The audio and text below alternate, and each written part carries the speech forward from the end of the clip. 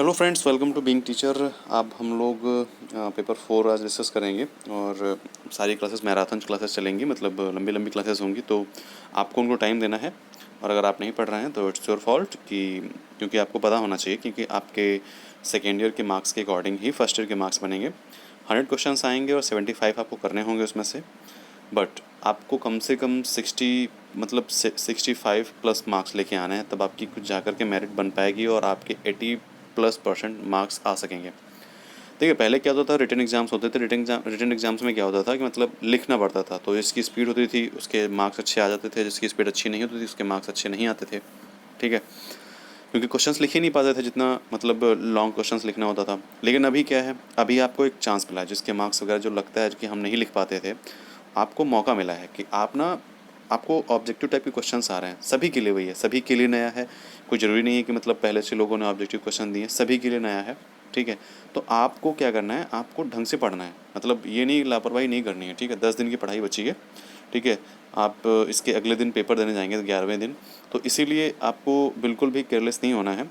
हम लोग paper first और पेपर सेकंड आज शाम तक पूरा कंप्लीट करा देंगे। ठीक है, और रही बात पेपर थर्ड और पेपर फोर्थ की, उसमें भी आपको 2 दिन तो लग ही जाएंगे। मैंने सोचा था कि 25 या 26 तक पूरा हो जाएगा, बट आई थिंक 27 या 28 तक ही जाएगा। ठीक है, तो आप बिल्कुल घबराइए मत। पेपर सेकंड और थर्ड जो है आपका, सॉरी थर्ड और फोर्थ जो पेपर है वो आपका, वो 11 और 13 तारीख को है, मतलब उसके लिए आपके पास अभी टाइम है।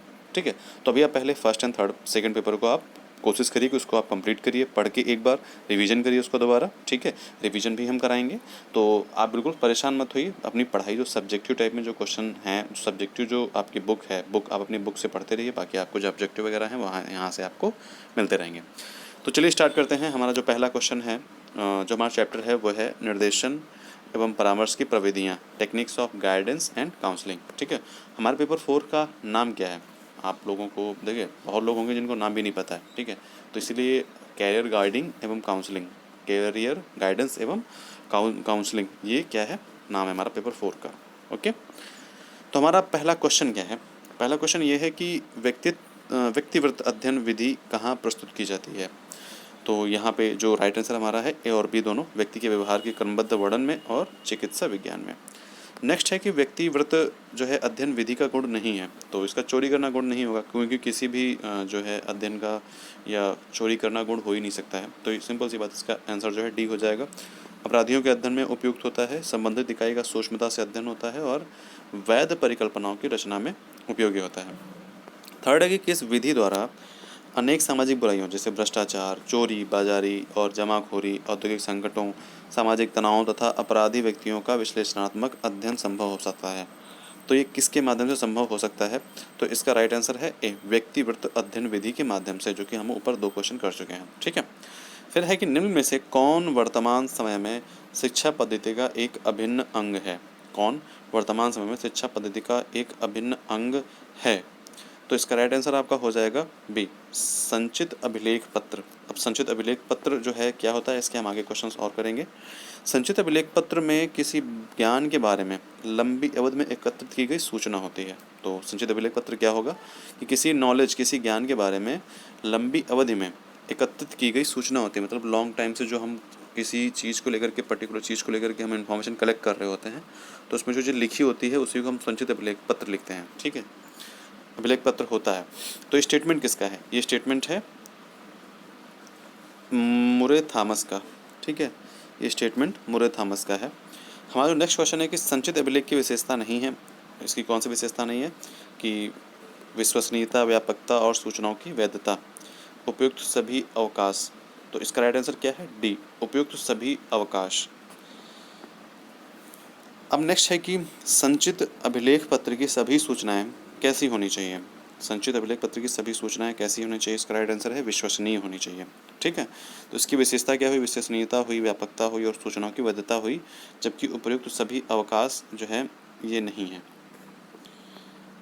फिर नेक्स्ट है कि यहाँ पे आई थिंक उपयुक्त सभी होना चाहिए था। इसका जो डी है ना, ये अवकाश जो है गलत है, यहाँ पे अवकाश का कोई सेंस ही नहीं बैठ रहा है। उपयुक्त सभी, तो यहाँ पे जो डी है आपका राइट आंसर हो जाएगा। ठीक है, विश्वसनीयता, व्यापकता और सूचनाओं की वैधता, क्योंकि यही यहाँ पे भी दिया गया है कि सूचना कैसी होनी चाहिए। ठीक है, फिर हमारा जो नेक्स्ट क्वेश्चन है कि किसका अर्थ है कि संचित अभिलेख पत्र में बालक से संबंधित सभी प्रकार की सूचनाओं का समावेश होना चाहिए। तो किसका अर्थ है कि संचित अभिलेख पत्र में बालक से संबंधित सभी प्रकार की सूचनाओं का समावेश होना चाहिए, तो इसमें किस चीज़ का अर्थ दिया गया है, तो ये हमको आपको समझना है। यहाँ पे व्यापकता की जो बात कही जा रही है, ठीक है, ये इसमें व्यापकता से संबंधित जो है सभी प्रकार की सूचनाओं का समावेश होना चाहिए। ठीक। 9 नंबर क्वेश्चन है कि इनमें से कौन सी संचित अभिलेख की विशेषता नहीं है। तो 9 नंबर क्वेश्चन का आंसर क्या है, नीरवता जो है, ये जो है विशेषता नहीं है। सरलता, व्यापकता और लचीलता जो है, लचीलापन जो है, ये असंचित अभिलेख की वो है विशेषता है। नेक्स्ट है कि किसके अनुसार संचित अभिलेख पत्र छात्र संबंधी समस्त सूचनाओं को स्थायी रूप से सुरक्षित रखता है। ये स्टेटमेंट जो है किसने कहा है, तो इसका राइट आंसर हो जाएगा क्रो एंड क्रो। ठीक है। उसके बाद जो हमारा नेक्स्ट क्वेश्चन है वो है किसके अनुसार एक साक्षात्कार को कुछ विषयों से लेकर कुछ व्यक्तियों के आमने सामने का मिलान कहा जा सकता है। तो इसका राइट आंसर हो जाएगा प्रोफेसर मानवेंद्र नाथ वासु। नेक्स्ट है कि किस प्रविधि में आमने सामने बैठकर कुछ प्रश्न पूछकर अध्ययन विषय से संबंधित सूचनाओं का संकलन किया जाता है।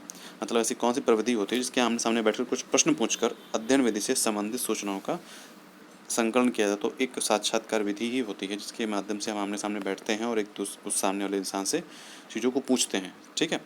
फिर नेक्स्ट है कि किसने साक्षात्कार को दो व्यक्तियों के बीच की सामाजिक स्थिति माना है। तो इसका राइट आंसर हो जाएगा प्रोफेसर वीएम पाल्मर। ओके। फिर 14 नंबर क्वेश्चन है कि मूल रूप से साक्षात्कार सामाजिक अनुक्रिया की एक प्रक्रिया है। मूल रूप से साक्षात्कार सामाजिक अनुक्रिया की एक प्रक्रिया, ये किसने कहा है। ठीक है। तो इसका राइट आंसर हो जाएगा प्रोफेसर गुडे एवं हॉट ने।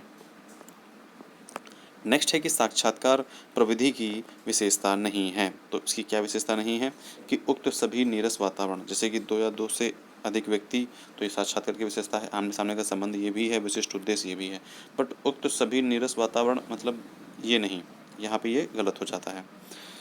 नेक्स्ट है कि किसके अंतर्गत साक्षात्कार की प्रत्येक गतिविधि एवं वार्तालाप के द्वारा सामाजिक अनुसंधानों तथा सामाजिक अध्ययनों के लिए संकलन किया जाता है। किसके अंतर्गत साक्षात्कार की प्रत्येक गतिविधि एवं वार्तालाप के द्वारा सामाजिक अनुसंधानों तथा सामाजिक अध्ययनों के लिए संकलन किया जाता है। तो इसका राइट आंसर आपका हो जाएगा बी, सामग्री संकलन। नेक्स्ट है कि साक्षात्कार प्रविधि का प्रमुख उद्देश्य नहीं है। इसका जो प्रमुख उद्देश्य क्या नहीं है कि अवलोकन के लिए अवसर पाना, यह उद्देश्य नहीं है, या गुणात्मक तथ्यों का संकलन करना, या फिर प्रकल्पनाओं के निर्माण का स्रोत। और डी जो आंसर है वो है उक्त सभी समस्या पैदा करना। तो मतलब कौन सा उद्देश्य नहीं है, तो 17 का राइट आंसर हो जाएगा उक्त सभी समस्या पैदा करना। तो उक्त सभी समस्या हम पैदा क्यों करेंगे, यही उद्देश्य नहीं है। ठीक है। अवलोकन करना है, प्रकल्पनाओं का निर्माण करना है और गुणात्मक तथ्यों का संकलन करना है। नेक्स्ट है कि किस प्रविधि में साक्षात्कार एवं अवलोकन दोनों ही प्रविधियों के लाभ प्राप्त होने का सुअवसर प्राप्त हो जाता है। ठीक है।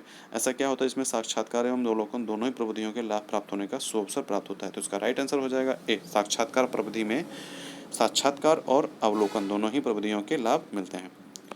फिर नेक्स्ट है कि निर्धारण मापनी किसी व्यक्ति के सील, गुणों तथा वस्तु के सीमित पक्षों का गुणात्मक विवरण प्रस्तुत करती है। जो निर्धारण मापनी होती है वो किसी व्यक्ति के मतलब जो सील गुण होते हैं या वस्तु के जो सीमित पक्ष होते हैं उनका गुणात्मक विवरण प्रस्तुत करती है। ये किसका स्टेटमेंट है। 19 का राइट आंसर हो जाएगा John W West. John W West का जो है उन्होंने ये स्टेटमेंट किया है, कहा है। नेक्स्ट है कि निर्धारण मापनी प्रायः किस अवधारणा पर आधारित है। तो इसका राइट आंसर हो जाएगा सी, ए और बी दोनों, मतलब सातत्य की स्थिति और उस सातत्य का प्रतिनिधि। ठीक है। ग्राफ मापनी नहीं रहेगा। नेक्स्ट कि किस विधि में निर्णय लेने की समय की बचत होती है। किस विधि में निर्णय लेने में, कौन सी ऐसी विधि जिसमें निर्णय लेने में समय की बचत होती है। इसका राइट आंसर हो जाएगा ए, निर्धारण मापनी में समय लेने में बचत होती है। नेक्स्ट है कि निर्धारण मापनी का प्रकार नहीं है। तो निर्धारण मापनी का प्रकार क्या नहीं है, तो इसका जो ऑप्शंस हैं आंकिक है, ग्राफ मापनी है, या फिर चित्र तुलना है, या फिर उक्त सभी खगोलीय ज्ञान है। ठीक है। तो इसका राइट आंसर आपका हो जाएगा डी, उक्त सभी खगोलीय ज्ञान जो हैं वो जो हैं क्या बोलते हैं, देखिए क्वेश्चन क्या था, निर्धारण मापने का प्रकार नहीं है। तो जो खगोलीय ज्ञान है वो निर्धारण मापने का जो है, जैसे खगोलीय ज्ञान, उक्त सभी खगोलीय ज्ञान जो है ये निर्धारण मापने के प्रकार नहीं है। नेक्स्ट है कि संचित अंक से रेटिंग किस प्रकार से होती है। जो संचित अंक से रेटिंग किस प्रकार से होती है, तो इसका राइट आंसर हो जाएगा सी, ए और बी दोनों, चिन्हांकन सूची विधि और बूझो कौन विधि। ओके। फिर नेक्स्ट है कि किस विधि का विकास हार्टशॉर्न ने किया था। तो इसका राइट आंसर हो जाएगा डी, बूझो कौन विधि जो है इसका विकास हॉवर्ड सॉरेल ने किया था। नेक्स्ट है कि साक्षात्कार विधिकाएं प्रकार में नहीं है। तो साक्षात्कार कौन सी विधिकाएं जो प्रकार में नहीं है, वो संरचित साक्षात्कार है जो साक्षात्कार विधि मतलब विधियों में या विधिकाओं में नहीं है। फिर नेक्स्ट है भूमिका के आधार पर साक्षात्कार का प्रकार नहीं है। तो भूमिका के आधार पर साक्षात्कार का प्रकार कौन सा नहीं है, केंद्रित साक्षात्कार। ठीक है। नेक्स्ट है कि 27वां क्वेश्चन है कि अनिर्देशित साक्षात्कार की सीमाएं हैं।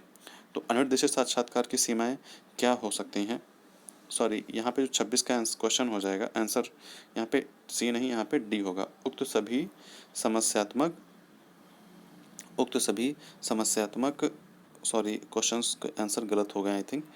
25 का जो क्वेश्चन होगा सॉरी आंसर होगा वो होगा उपयुक्त सभी वैकल्पिक प्रकार, मतलब जो प्रकार में नहीं है तो मतलब उपयुक्त सभी वैकल्पिक विचार। तो यहाँ पे इसके जो हैं ये डी क्वेश्चन गलत है। सोच साक्षात्कार, निदात्मक साक्षात्कार और संरचित साक्षात्कार जो है साक्षात्कार की विधाएं हैं। जो डी है उपयुक्त सभी वैकल्पिक विचार, तो ये गलत है। ठीक है। अब यहाँ पे ये उपयुक्त सभी जो है ये नहीं है यहाँ पे। ठीक है, यहाँ पे सिर्फ वैकल्पिक विचार है और इसीलिए गलत है। नेक्स्ट है कि भूमिका के आधार पर साक्षात्कार का प्रकार नहीं है। तो इसका राइट आंसर हो जाएगा समस्यात्मक साक्षात्कार। यहाँ पे भी उक्त सभी नहीं है, तो यहाँ पे हो जाएगा समस्यात्मक साक्षात्कार। ठीक। फिर नेक्स्ट है कि अनिर्देशित साक्षात्कार की सीमाएं नहीं है। तो 27 का जो राइट आंसर हो जाएगा वो सी हो जाएगा, ए व बी दोनों। उत्तरदाता पर निर्भर रहना और पुनरावृत्ति की संभावना बनी रहना। ठीक है। अगर आपको कोई क्वेश्चन डाउट कर रहा है तो आप नीचे कमेंट कर सकते हैं, उसका मतलब हम उसका आंसर देख लेंगे, फिर से रीचेक कर लेंगे। बाकी आई थिंक सभी क्वेश्चंस के आंसर सही होते हैं। एक क्वेश्चंस या बहुत होता है तो दो क्वेश्चंस मतलब प्रॉब्लम क्रिएट हो जाती है, मतलब कभी कभी। बाकी मैं क्वेश्चंस गूगल से करके देखता हूँ। ठीक है। तो हमारा ये चैप्टर 6 का हो गया है। अब हमको चैप्टर 7 का करना है, तो उसके लिए हम 10 सेकंड का हम लोग 10 मिनट का नहीं 10 सेकंड का हम लोग देख लेते हैं। ठीक है। क्वेश्चन नंबर चैप्टर नंबर 7 है। चैप्टर नंबर 7 का जो नाम है वो है निर्देशन एवं परामर्श कार्मिक, गाइडेंस इन काउंसलिंग पर्सनल। फिर हमारा जो क्वेश्चन पहला नंबर क्वेश्चन है कि विशेषज्ञ कर्मचारी के अंतर्गत कौन नहीं आता है।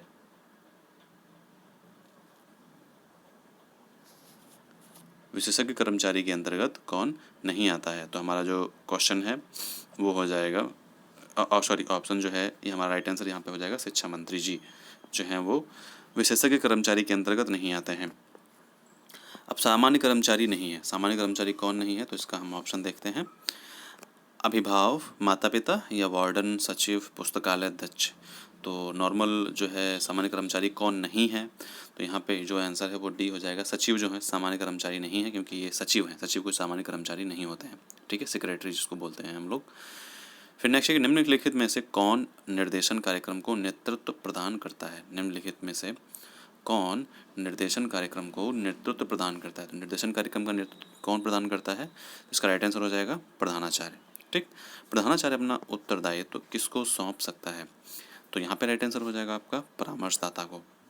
जो प्रधानाचार्य है अपना उत्तरदायित्व परामर्शदाता को जो है सौंप सकता है, ना कि अध्यापक को, ना कि तकनीकी सहायक को, ना कि शारीरिक शिक्षक को। ठीक है।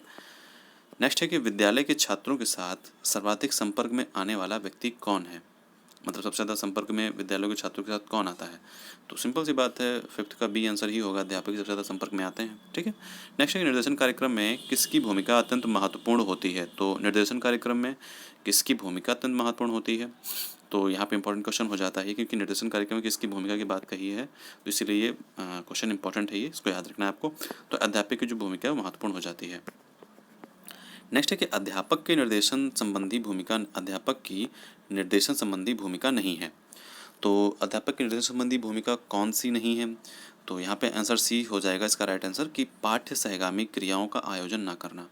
ऐसा नहीं कर सकते ना कि पाठ्य सहगामी क्रियाओं का आयोजन तो हम करेंगे ही, तभी तो बच्चे सीखेंगे। ठीक है, पढ़ने की बजाय वो करके सीखते हैं, तो इसीलिए पाठ्य सहगामी क्रियाओं का आयोजन करना जरूरी है। तो इसीलिए ये क्वेश्चन गलत है, क्योंकि यहाँ पे करने की बात ना करने की बात कही जा रही है, जबकि हमको करना होगा। नेक्स्ट है कि किसके सर्वांगीण विकास हेतु बौद्धिक विकास एवं अन्य विकास आवश्यक हैं। तो सिंपल सी बात है, बालक के सर्वांगीण विकास एवं अन्य विकास के आवश्यक हैं। नेक्स्ट है कि किसके व्यक्तित्व पर घर की सामाजिक एवं सांस्कृतिक पृष्ठभूमि का प्रभाव पड़ता है। किसके व्यक्तित्व पर घर की सामाजिक एवं सांस्कृतिक पृष्ठभूमि का प्रभाव पड़ता है। तो इसका राइट आंसर हो जाएगा बालक। नेक्स्ट है कि बालक के जीवन, उपागम, मानसिक विश्वास, मूल्यों आदि के निर्धारण में किसकी भूमिका होती है? तो इसका राइट आंसर हो जाएगा परिवार। बालक के जीवन, उपागम, मानसिक विश्वास, मूल्यों आदि के निर्धारण में परिवार की भूमिका होती है। नेक्स्ट है कि बालक की भावी योजनाओं पर किसका प्रत्यक्ष प्रभाव पड़ता है? तो बालक की भावी योजनाओं पर जो है अभिभावक का प्रत्यक्ष प्रभाव पड़ता है। ठीक है, मतलब बालक की भावी योजनाओं पर किसका? अभिभावक के साथ में सबसे ज़्यादा रहता है। हालांकि टीचर के साथ में भी रहता है, लेकिन टीचर का एक लिमिटेड टाइम है। ठीक है, टीचर के पास 6 घंटे 7 घंटे रहता है, जबकि घर में आप उसका 14 से 15 घंटे हो जाता है। ठीक है, फिर अभिभावकों को अपने बालक से संबंधित जानकारी कहाँ से प्राप्त करनी चाहिए? तो सिंपल सी बात है, आप शिक्षक से नहीं ले सकते हो, मित्रों से, परिवार से नहीं ले सकते हो, तो विद्यालय से आप या फिर शिक्षक से ही। देखिए, एक जो क्लास टीचर होता है वो जो है वो सबसे ज़्यादा जानता है। तो यहाँ पे पूरा ओवरऑल उन्होंने विद्यालय से कर दिया है। अगर विद्यालय नहीं रहता है तो आप यहाँ पे शिक्षक लगा सकते हो, जबकि यहाँ पे शिक्षक, यहाँ पे इन्होंने सिर्फ एक नॉर्मल शिक्षक की बात कही है। तो नॉर्मल शिक्षक से आप तो नहीं ले सकते हो, क्योंकि कोई भी नॉर्मल शिक्षक किसी एक पर्टिकुलर स्टूडेंट्स को इतना नहीं समझता है। तो इसलिए विद्यालय से इन्होंने यहाँ पे आंसर लगा दिया है। तो आपको विद्यालय ही आंसर लगाना है। यहाँ पर अगर होता कि क्लास, मतलब जो शिक्षक हैं उनसे, क्लास टीचर से, तो फिर आंसर वही सही होता। नेक्स्ट है कि वर्तमान में अनेक विद्यार्थी कहाँ रहते हैं? तो वर्तमान में अनेक विद्यार्थी छात्रावासों में रहते हैं, क्योंकि इस टाइम यही जो है एक चीज़ें चलती हैं कि या तो फिर आप अकेले रहते हैं बाहर जा कर के, या फिर आप हॉस्टल में रहते हैं। नेक्स्ट है कोई कोई अलग द्वीप की भांति नहीं है। जो मतलब कोई कोई जो है अलग द्वीप की भांति नहीं है। तो इसका राइट आंसर क्या हो जाएगा? छात्रावास। मतलब छात्रावास एक, यहाँ पे द्वीप का कुछ अलग समझ नहीं आ रहा है मुझे कि यहाँ पे द्वीप का मतलब क्या हो सकता है। कोई कोई अलग द्वीप की भांति नहीं है। वेल, आप इसको इग्नोर कर सकते हैं। क्वेश्चंस को जरूरी नहीं कि सारे क्वेश्चंस हमको करने ही हैं। ठीक है, क्वेश्चन समझ में ना आए तो उसको छोड़ ही दीजिएगा। मतलब अगर क्वेश्चन गलत हो, अगर एग्जाम में क्वेश्चन गलत हो तो वहाँ नहीं छोड़ना है, वहाँ पे आपको कुछ ना कुछ टिक करके आना है। यहाँ पे इतना ध्यान नहीं देना है। ठीक है, निम्नलिखित में से कौन वार्डन का कार्य नहीं है? वार्डन का क्या कार्य क्या नहीं है? विद्यार्थियों को छात्रावास के नियमों से अवगत कराना, यही कार्य है। भावात्मक रूप से अस्थिर बालकों की सहायता करना, ये भी कार्य है। विद्यालय से विद्यार्थियों के बारे में संपूर्ण सूचना संकलित करना, ये भी कार्य है। और विद्यार्थियों से पारस्परिक सौहार्दपूर्ण संबंध न बनाए रखना। तो यार ये तो गलत है ना, मतलब सौहार्दपूर्ण संबंध हम क्यों नहीं बनाएंगे? तो सौहार्दपूर्ण संबंध बनाए रखना है मुझे। ठीक है, तो इसीलिए यहाँ पे ये गलत हो जाता है। फिर नेक्स्ट क्वेश्चन जो है कि किसके अनुसार सभी बालकों को बिना किसी पक्षपात के अपने व्यक्तित्व के समुचित विकासार्थ यथेष्ट और सुगमतापूर्वक निर्देशन सेवाएं उपलब्ध होनी चाहिए? किसके अनुसार सभी बालकों को बिना किसी पक्षपात के अपने व्यक्तित्व के समुचित विकासार्थ यथेष्ट और सुगमतापूर्वक निर्देशन सेवाएं उपलब्ध होनी चाहिए? तो इसका राइट आंसर हो जाएगा ए, मतलब निर्देशन एवं परामर्श के अनुसार ही ये सब चीज़ें अवेलेबल होंगी। नेक्स्ट है कि बालक होते हैं, बालक क्या होते हैं? तीव्र बुद्धि, मंद बुद्धि या एवं भी दोनों? तो सी है, तीव्र बुद्धि भी होते हैं और मंद बुद्धि भी होते हैं। सामान्य तथा औसत से परे भिन्न और पृथक बालक कहलाते हैं। सामान्य और औसत से परे भिन्न और पृथक बालक। तो इसका राइट आंसर हो जाएगा डी, विशिष्ट होते हैं वो चाहे उनको कम आता हो या ज़्यादा आता हो, मतलब उसको मंद बुद्धि नहीं कह सकते, वो एक विशिष्ट होते हैं। ठीक है, विशिष्ट बालकों की विशेषता नहीं है। तो विशिष्ट बालकों की विशेषता क्या नहीं है?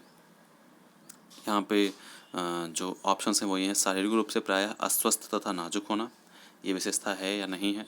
तो इसका आई थिंक राइट आंसर जो है वो डी लग रहा है, क्योंकि शारीरिक रूप से सर्वथा स्वस्थ होते हैं। ठीक है, विशिष्ट बालकों की विशेषता नहीं, क्योंकि विशिष्ट बालकों में कुछ चीज़ें जो होती हैं वो नॉर्मल नहीं होती, मतलब नॉर्मल वो नहीं होते हैं, वो नॉर्मल होते हैं, इसीलिए वो विशिष्ट बालकों की यही विशेषता है, इसीलिए वो विशिष्ट आते हैं। अगर नॉर्मल होंगे तो नॉर्मल तो ये आप स्वस्थ होंगे, हेल्दी होंगे, ठीक है, अच्छे से बोल लेंगे, अच्छे से पढ़ लेंगे, चल लेंगे। लेकिन विशिष्ट बालकों में अच्छे से समझ लेंगे, सोच लेंगे। तो ये सारी चीज़ें जो होती हैं विशिष्ट बालकों में नहीं होती हैं। ओके, मतलब सारी चीज़ें नहीं, कुछ चीज़ें जो होती हैं वो नहीं होती हैं। फिर नेक्स्ट है किसके अनुसार वह बालक पिछड़ा बालक है जिसकी निष्पत्ति लब्धि, मतलब वही IQ जो है वो 85 से कम है, 85 से कम है। तो इसका यहाँ पर राइट आंसर हो जाएगा ए। मतलब ये स्टेटमेंट कहा है सिरिल बर्ट ने कि वह बालक पिछड़ा बालक है जिसकी निष्पत्ति लब्धि जो है, मतलब IQ वो जो है वो 85 से कम है। नेक्स्ट है कि विद्यालय जनसंख्या में करीब कितने प्रतिशत पिछड़े बालक होते हैं? जो विद्यालय में जो जनसंख्या होती है वो उसमें कितने प्रतिशत जो है पिछड़े बालक होते हैं। तो इसका राइट आंसर हो जाएगा 10%।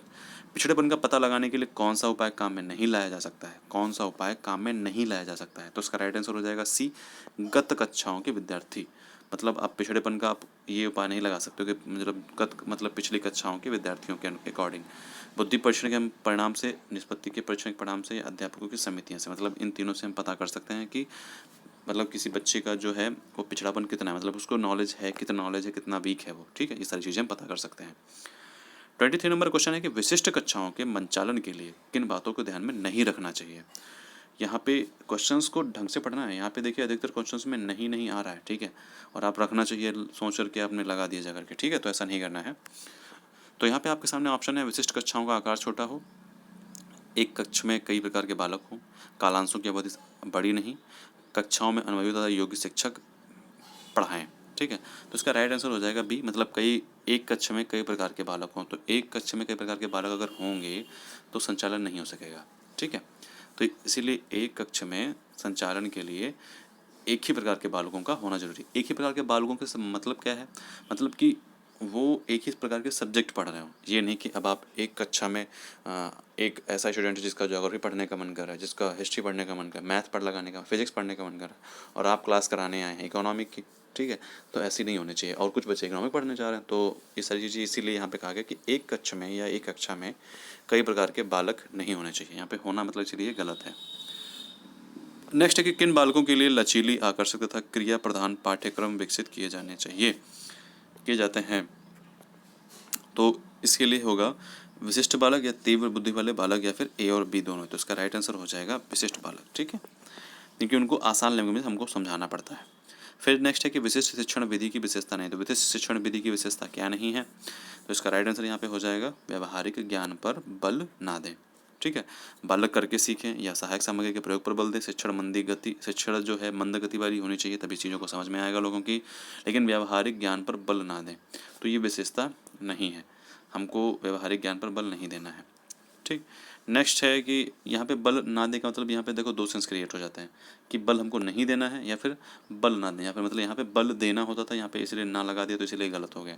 तो यहाँ पे आपको अपने अकॉर्डिंग समझना है कि व्यवहारिक ज्ञान पर बल ना दें। तो यहाँ पे आई थिंक यही है कि व्यवहारिक ज्ञान पर भी बल देना है। ठीक है, तो यहाँ पे अगर बल ना दें होता तो फिर ये सही हो जाता ना, तो इसीलिए गलत है, क्योंकि यहाँ पे नहीं होगा। यहाँ पे मतलब होगा व्यवहारिक ज्ञान पर भी हमको बल देना है। ओके, नेक्स्ट है कि संपूर्ण विद्यालय का उत्तरदायित्व किस पर होता है? संपूर्ण विद्यालय का उत्तरदायित्व किस पे होता है, आप लोग बताइए। तो 26 का आंसर हो जाएगा प्रधानाचार्य पे। चीफ वही होते हैं, ठीक है, उन्हीं के अकॉर्डिंग ही मतलब डंडे पड़ते हैं। आपने कभी डंडे खाए हैं? मतलब कि जैसे कि क्या होता है, मैंने अपने स्कूल टाइम में क्या मतलब फेस किया था कि जैसे कि क्या होता था, हम लोग कोई गलती करते थे क्लास में, तो क्लास में क्या होता था कि अगर हम लोग जो जो लास्ट पीरियड होता था या फिर कोई भी पीरियड होता था और टीचर नहीं आए या टीचर ने डांट नहीं लगाई, तो नाम नोट कर लिया जाता था। और उसके बाद में जब लास्ट टाइम जब हम लोग घर जाते तो प्रार्थना होती थी, ठीक है, प्रेयर होती थी, उस टाइम पे नाम बोला जाता था कि मतलब ये नाम वो नाम, और आप सबके सामने जाते थे वहाँ पे जहाँ पे प्रेयर होती थी, और वहाँ के प्रिंसिपल, ठीक है, ये अगर जो लोग जानते हैं वो लोग समझ रहे होंगे, वहाँ पे प्रिंसिपल जो बच्चे पहुँचते थे उनको डंडों से सबके सामने पिटाई होती थी। ठीक है, तो प्रधानाचार्य, वो प्रधानाचार्य खड़ूस प्रधानाचार्य। ओके, मतलब नॉर्मल डंडे से नहीं, मतलब बहुत अच्छे खासे मोटे डंडे, कट कट की आवाज़ आती थी। ठीक है, इतना तेज पड़ता था। और आई थिंक हमने भी खाया है, नहीं खाया है, हाँ शायद मैंने एक बार खाया था। ठीक है, तो हमने भी मार खाई है ऐसी, क्योंकि ये क्या होता है इसमें इंसल्टिंग बहुत ज़्यादा होता था। तो इसीलिए ये चीज़ मतलब एक विशिष्ट कॉलेज में वो नाम हम नहीं बताएंगे, जो समझ रहे हैं वो समझ जाएं। ठीक है, तो नेक्स्ट है क्वेश्चन हमारा कि कक्षा कक्ष का निरीक्षण कौन करता है? लास्ट हमारा जो है वो क्वेश्चन है कि कक्षा कक्ष का निरीक्षण कौन करता है? तो इसका राइट आंसर हो जाएगा ए, प्राचार्य जो करते हैं, कक्षा कक्ष का निरीक्षण करते हैं। ठीक है, हमारा जो लास्ट क्वेश्चन है कि विद्यालय के भौतिक संसाधन में नहीं है। विद्यालय के भौतिक संसाधन में क्या नहीं है? इसका राइट आंसर हो जाएगा डी, शराब की दुकान आपको वहाँ थोड़ी मिलेगी। पानी का पीने का पानी मिलेगा, फर्नीचर मिलेगा, शौचालय मिलेगा, लेकिन शराब की दुकान नहीं मिलेगी। ठीक है, तो चलिए हमारा चैप्टर 7 भी कंप्लीट हो गया है। 15 सेकंड का ब्रेक लेते हैं और फिर हम दोबारा स्टार्ट करते हैं। चलिए चैप्टर हम 8 स्टार्ट करते हैं। चैप्टर 8 है परामर्शदाता, द काउंसलर। ठीक है, इसका पहला क्वेश्चन है कि परामर्श के प्रक्रम में कौन महत्वपूर्ण भूमिका निभाता है? तो परामर्श के प्रक्रम में कौन महत्वपूर्ण भूमिका निभाता है? परामर्शदाता। ठीक है, जो परामर्श देता है वो उसकी महत्वपूर्ण भूमिका होती है, समझाता है कैसे क्या चीज़ें करनी है, गाइडेंस देना है। ठीक है, तो जो गाइडेंस देता है वो परामर्शदाता है, मतलब परामर्शदाता जो भी है यहाँ पे राइट आंसर है। परामर्श के प्रक्रम में परामर्शदाता की भूमिका इंपॉर्टेंट होती है।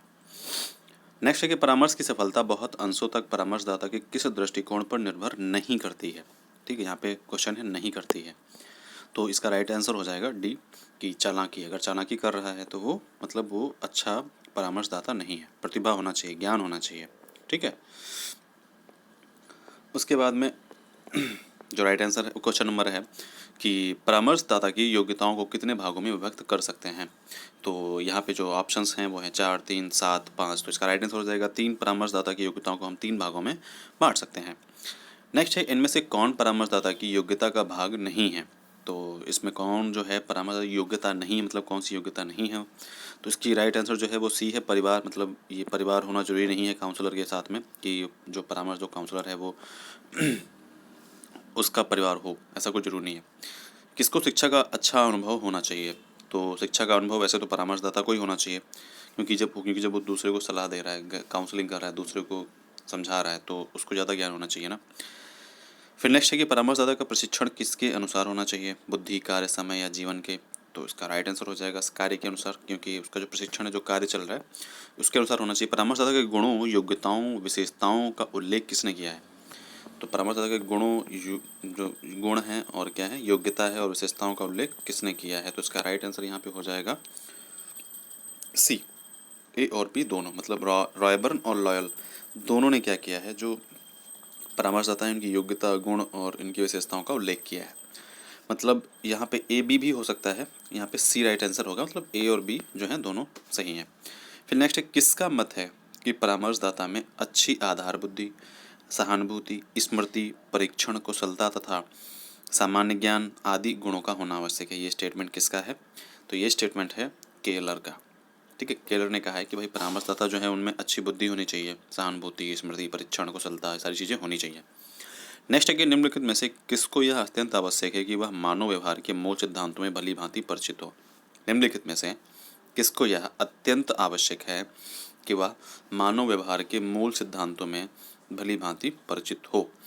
उसका राइट आंसर आपका हो जाएगा डी, भली भांति जो है परामर्शदाता को होना चाहिए, हर चीज़ उसको आनी चाहिए, तभी तो वो हमको समझाएगा, तो बताएगा कि हाँ आपको ऐसे करना है, वैसे करना है। इसीलिए परामर्शदाता को जो है मानव व्यवहार के मूल सिद्धांतों से भली भांति परिचित होना होगा या मतलब होना रहता है। फिर नेक्स्ट है कि परामर्शदाता के पास मनोविज्ञान एवं शैक्षणिक मनोविज्ञान की कौन सी उपाधि होनी चाहिए। मतलब साइकोलॉजी या एजुकेशन साइकोलॉजी की कौन सी डिग्री होनी चाहिए उसके पास में। तो यहाँ पे है ए और बी दोनों, मतलब पीएचडी भी होना चाहिए उसका, एमए भी होना चाहिए। ठीक है, बैचलर से काम नहीं चलेगा या एमए से काम नहीं चलेगा, उसका पीएचडी भी होना जरूरी है। नेक्स्ट है किसका मत है कि परामर्शदाता को आसपास के भौतिक, व्यावसायिक एवं सांस्कृतिक संसार का प्रचुर ज्ञान होना चाहिए। स्टेटमेंट किसका है कि भाई उसको आसपास की जो भौतिक या व्यावसायिक है, सब चीज़ों का भी ज्ञान होना चाहिए, जो आसपास क्या चल रहा है, नेशनल इंटरनेशनल चीज़ें में क्या चल रही हैं, सब चीज़ें उसको पता होनी चाहिए। तो यहाँ पर राइट आंसर हो जाएगा ए, केलर ने कहा है। नेक्स्ट है किसने सहयोग, विशिष्टता तथा दूरदर्शिता नामक 3 विशिष्ट वैयक्तिक गुणों का उल्लेख किया है। कौन भाई साहब हैं जिन्होंने सहयोग, शिष्टता एवं दूरदर्शिता नामक 3 विशिष्ट वैयक्तिक गुणों का उल्लेख किया है। तो उसका राइट आंसर यहाँ पे हो जाएगा B, Walter V Jones. Walter V Jones ने क्या किया है, सहयोग, विशिष्टता और दूरदर्शिता नामक 3 विशिष्ट गुणों का उल्लेख किया है। नेक्स्ट है किसने लिखा है कि जिन परामर्शदाताओं को स्वयं कार्यों का अनुभव होता है उन्हें छात्रों के प्रति अधिक सहानुभूति होती है और उनकी समस्याओं का अधिक ज्ञान होता है। मतलब ये किसने लिखा कि जो परामर्शदाता होते हैं अगर स्वयं के कार्यों को उनको अनुभव होता है तो छात्रों के प्रति सहानुभूति भी उनकी ज़्यादा होती है और उनकी समस्याओं का अधिक ज्ञान भी हो जाता है। ये स्टेटमेंट किसने बोला है। तो इसका राइट आंसर हो जाएगा ए, हार्डी ने स्टेटमेंट बोला है कि भाई जो परामर्शदाता है मतलब उनको बच्चों का जो है उनकी सहानुभूति अधिक हो जाएगी अगर वो कार्य में अपने एक्सपीरियंसड हैं, मतलब वो काफ़ी एक्सपीरियंस है। तो नेक्स्ट है एक परामर्शदाता में नहीं होना चाहिए। तो क्या नहीं होना चाहिए, दुर्गुण नहीं होना चाहिए, मतलब खराब चीज़ें नहीं होनी चाहिए, लचीलेपन होना चाहिए, स्वीकृति होनी चाहिए और बौद्धिक योग्यता होनी चाहिए। नेक्स्ट है परामर्श प्रक्रिया को प्रभावित करते हैं। तो परामर्श प्रक्रिया को हम प्रभावित कैसे करते हैं, परामर्शदाता के कार्य, परामर्शदाता का व्यक्तित्व। तो उसका राइट आंसर हो जाएगा दोनों, मतलब ए और बी दोनों। नेक्स्ट है किस शताब्दी में परामर्शदाता का प्रयोग आरंभ हुआ था। तो परामर्शदाता शब्द का जो प्रयोग है वो कौन सी शताब्दी में आरंभ हुआ था? इंपॉर्टेंट क्वेश्चन है ये, आप थोड़ा सा ध्यान रखिएगा। ये हुआ था 19वीं शताब्दी में। ठीक है। फिर नेक्स्ट है कि कब तक निर्देशन विशेषज्ञों तथा परामर्शदाताओं का कार्य एक जैसा समझा जाता था? निर्देशन विशेषज्ञ और परामर्शदाताओं का कार्य जो है वो एक जैसा समझा जाता था। तो भाई कौन थे? तो 17 नंबर का आंसर है 1950 से 1950 तक जो है मतलब निर्देशन विशेषज्ञ और परामर्शदाताओं को एक जैसा ही समझा जाता था। नेक्स्ट है कि इस संबंध में किसी प्रकार की वास्तविक सरसम्मति नहीं है कि परामर्शदाता क्या करता है। किसका संबंध है कि भाई किसने स्टेटमेंट बोला है कि भाई पता ही नहीं है मतलब कि परामर्शदाता करता क्या है? तो ये बोला है ए ब्लूम एंड बेलिंस्की ने। ठीक है, ये ब्लूम एंड बेलिंस्की ने ये स्टेटमेंट कहा है। नेक्स्ट, निम्नलिखित में से कौन परामर्शदाता का कार्य नहीं है? भाई क्या कार्य नहीं है परामर्शदाता का? इसका राइट आंसर यहाँ पे हो जाएगा सी, उचित अनुमोदन एवं प्रक्रिया प्राप्त ना करना। उचित अनुमोदन एवं प्रक्रिया प्राप्त ना करना ये परामर्शदाता का कार्य नहीं है। मतलब ये मतलब नहीं है भाई, उनको करना है अनुगमन कार्य करना है, साक्षात्कार की व्यवस्था करनी है, सामाजिक जो है संबंध स्थापित करने हैं, ना कि उचित अनुमोदन एवं प्रक्रिया प्राप्त करना है। नेक्स्ट है कि निर्देशन के सिद्धांत पुस्तक के लेखक कौन है? निर्देशन के सिद्धांत पुस्तक के लेखक कौन है? तो इसका राइट आंसर हो जाएगा बी, जोन्स। जोन्स ने निर्देशन के सिद्धांत पुस्तक के लेखक हैं। ठीक है। नेक्स्ट है कि स्टीफलेयर तथा स्टीवर्ट के अनुसार परामर्शदाता की अभिवृत्ति व प्रवीणता के लिए उनमें, यहाँ पे किसके अनुसार है? स्टीफलेयर तथा स्टीवर्ट के अनुसार परामर्शदाता की अभिवृत्ति व प्रवीणता के लिए उनमें कौन सी विशेषता का पाया जाना आवश्यक नहीं है? तो यहाँ पे कौन सी विशेषता नहीं हो? दुश्मनी, सिंपल सी बात है। ऐसा इन्होंने ऑप्शन दिया कि पकड़ लेगा हर कोई। दुश्मनी नहीं होनी चाहिए, सिंपल सी बात है। बौद्धिक योग्यता होनी चाहिए, संवेदनशीलता होनी चाहिए और बोध होना चाहिए। ठीक है। फिर 22 का जो क्वेश्चन है वो किसमें भय, आशा, संदेह, चिंता सभी कुछ व्याप्त रहता है? तो किसमें व्याप्त रहता है? इसका राइट आंसर हो जाएगा ए, छात्र या शिक्षार्थी में। नेक्स्ट है किसको नैतिक गुण वाला होना चाहिए? तो 23 का राइट आंसर है अध्यापक और परामर्शदाता दोनों को नैतिक गुण का होना चाहिए। ठीक है, मतलब इसका राइट आंसर क्या हो जाएगा? सी। नेक्स्ट है कि 24वां क्वेश्चन है कि व्यावसायिक परामर्शदाता प्रार्थियों के लिए उपयुक्त परीक्षणों का चुनाव करता है। किसने कहा है कि व्यावसायिक परामर्शदाता प्रार्थियों के लिए उपयुक्त परीक्षणों का चुनाव करता है? इसका राइट आंसर हो जाएगा आपका ए, सार्टले ने कहा है ये। ठीक है, देखिए स्टेटमेंट ये याद कर लीजिए, मैं कहूँगा लिख लीजिए। जो छोटे छोटे स्टेटमेंट हैं कम से कम इनको लिख ही लीजिए। जब आप अपने टेबल के सामने आप चिपका लीजिए, जिससे कि ये स्टेटमेंट ही याद रहें। ये स्टेटमेंट इंपॉर्टेंट है, पूछ लिए जाएंगे तो आप कुछ नहीं कर पाएंगे, मतलब मिक्सचर हो जाएगा आपके माइंड में चीज़ें। ठीक है, इसीलिए इनको लिख लीजिए। जो मैं इंपॉर्टेंट बोलता हूँ उनको लिख लीजिए और अपने सामने टेबल स्टडी के सामने आप चिपका लीजिए। ठीक है। नेक्स्ट है कि विवेक, उत्साह, संतुलन, सहिष्णु, सहानुभूति और कर्तव्य निष्ठा किसके विशिष्ट व्यक्ति गुण हैं? व्यक्ति गुण हैं। ठीक है, मतलब किसके गुण है ये कहना चाह रहे हैं कि भाई ये जो चीज़ें हैं किसके गुण होने चाहिए? तो परामर्शदाता के होने चाहिए, क्योंकि यही यहाँ पे अभी फ़िलहाल के लिए चल रहा है। तो ये सारी चीज़ें हालांकि प्राचार्य में भी होना चाहिए, सहानुभूति होना चाहिए, संतुलन होना चाहिए, विवेक होना चाहिए, उत्साह होना चाहिए। ठीक है, लेकिन यहाँ पे अभी हम क्या पढ़ रहे हैं? परामर्शदाता, तो इसीलिए यहाँ पे परामर्शदाता लगाएंगे। ठीक है, हालांकि सहानुभूति प्राचार्यों में कम होती है, तो इसीलिए यहाँ पे आप इसको स्किप कर सकते हैं। सहिष्णुता होती है, संतुलन होता है, वो संतुलन के साथ काम करते हैं। उत्साह भी थोड़ा कम होता है प्राचार्यों में, मैंने कभी देखा ही नहीं उत्साह है उनको। ठीक है, विवेक होता है, कर्तव्य निष्ठा होती है। तो ये चीज़ें जो होती हैं वो मतलब परामर्शदाता में होती हैं। परामर्शदाता कैसा होना चाहिए? यहाँ पे पूछ रहे हैं भाई परामर्शदाता कैसा होना चाहिए? रूढ़िवादी होना चाहिए, अधिक दृढ़ होना चाहिए? तो 26 का राइट आंसर है कि परामर्शदाता रूढ़िवादी अगर होगा तो प्रॉब्लम हो जाएगा ना, मतलब रूढ़िवादी नहीं होना चाहिए। उसको जो अभी सोच आ रही है उसके अकॉर्डिंग होना चाहिए, मतलब उसके थोड़ा सा मॉडर्नाइजेशन की सोच होनी चाहिए। रूढ़िवादी मतलब ये कंजर्वेटिव टाइप की चीज़ें अगर हुई तो फिर दिक्कत हो जाएगी। और अधिक दृढ़ होना चाहिए। दृढ़ समझ में आता है क्योंकि भाई आप परामर्श दे रहे हैं तो आपको थोड़ा सा स्ट्रिक्ट होना ज़रूरी है, लेकिन रूढ़िवादी होना अगर ज़रूरी नहीं है, क्योंकि आप अगर फिर आप परामर्शदाता नहीं रहे ना। मतलब कुछ चीज़ों को लेकर के अगर आप रूढ़िवादी हैं तो अच्छी चीज़ है, सभी चीज़ों को लेकर अगर आप रूढ़िवादी, मतलब रूढ़िवादी का मतलब ये होता है कि पिछली चीज़ों को मतलब लेकर के, पुरानी परंपराओं को लेकर के आगे कंटिन्यू करते रहना, उसी को रूढ़िवादी बोलते हैं, या जो है परंपरावादी बोलते हैं। ठीक है, तो वो नहीं होना चाहिए हालांकि। लेकिन यहाँ पे अगर कुछ मतलब कम यहाँ पे अगर बात कही जा रही है, लेकिन अगर ये ऑप्शंस दिए हैं एग्जाम में तो आपको यहाँ पे ए और बी दोनों लगाने हैं। ठीक है, अब यहाँ पे दिया है तो अब मैं क्या बोलूँ, अब आप अपने अपने हिसाब से लगा सकते हो, क्योंकि मुझे तो यहाँ पे राइट आंसर सिर्फ यही लग रहा है। भाई रूढ़िवादी अगर होगा तो फिर वो कैसे ले पाएगा डिसीजन। ठीक है, तो ये आप अपने हिसाब से क्वेश्चन कर लीजिएगा। कौन साक्षात्कारों, परीक्षा परिणामों तथा विषय सम्मेलनों के आधार पर परामर्श प्रदान करता है? कौन साक्षात्कारों, परीक्षा परिणामों तथा विषय सम्मेलनों के आधार पर परामर्श प्रदान करता है? तो परामर्शदाता यही प्रदान करेंगे। ठीक है भाई, साक्षात्कार के टाइम मतलब जो है सब चीज़ें मतलब यही समझाएंगे कि कैसे क्या आपको बोलना है, कैसे क्या कहना है, बैठना है, चलना है, कैसे ही आपको मतलब अभिवादन करना है, सारी चीज़ें कहनी है। ठीक, चैप्टर 8 कंप्लीट हो गया है। चैप्टर 9 पे हम लोग अभी 5 सेकंड बाद तुरंत मिलते हैं।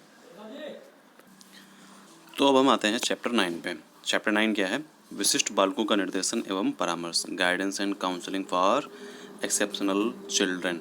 ठीक है, तो इसका पहला जो क्वेश्चन है वो है, औसत तथा सामान्य बालकों से काफ़ी भिन्न और पृथक बालक को कहते हैं। औसत तथा सामान्य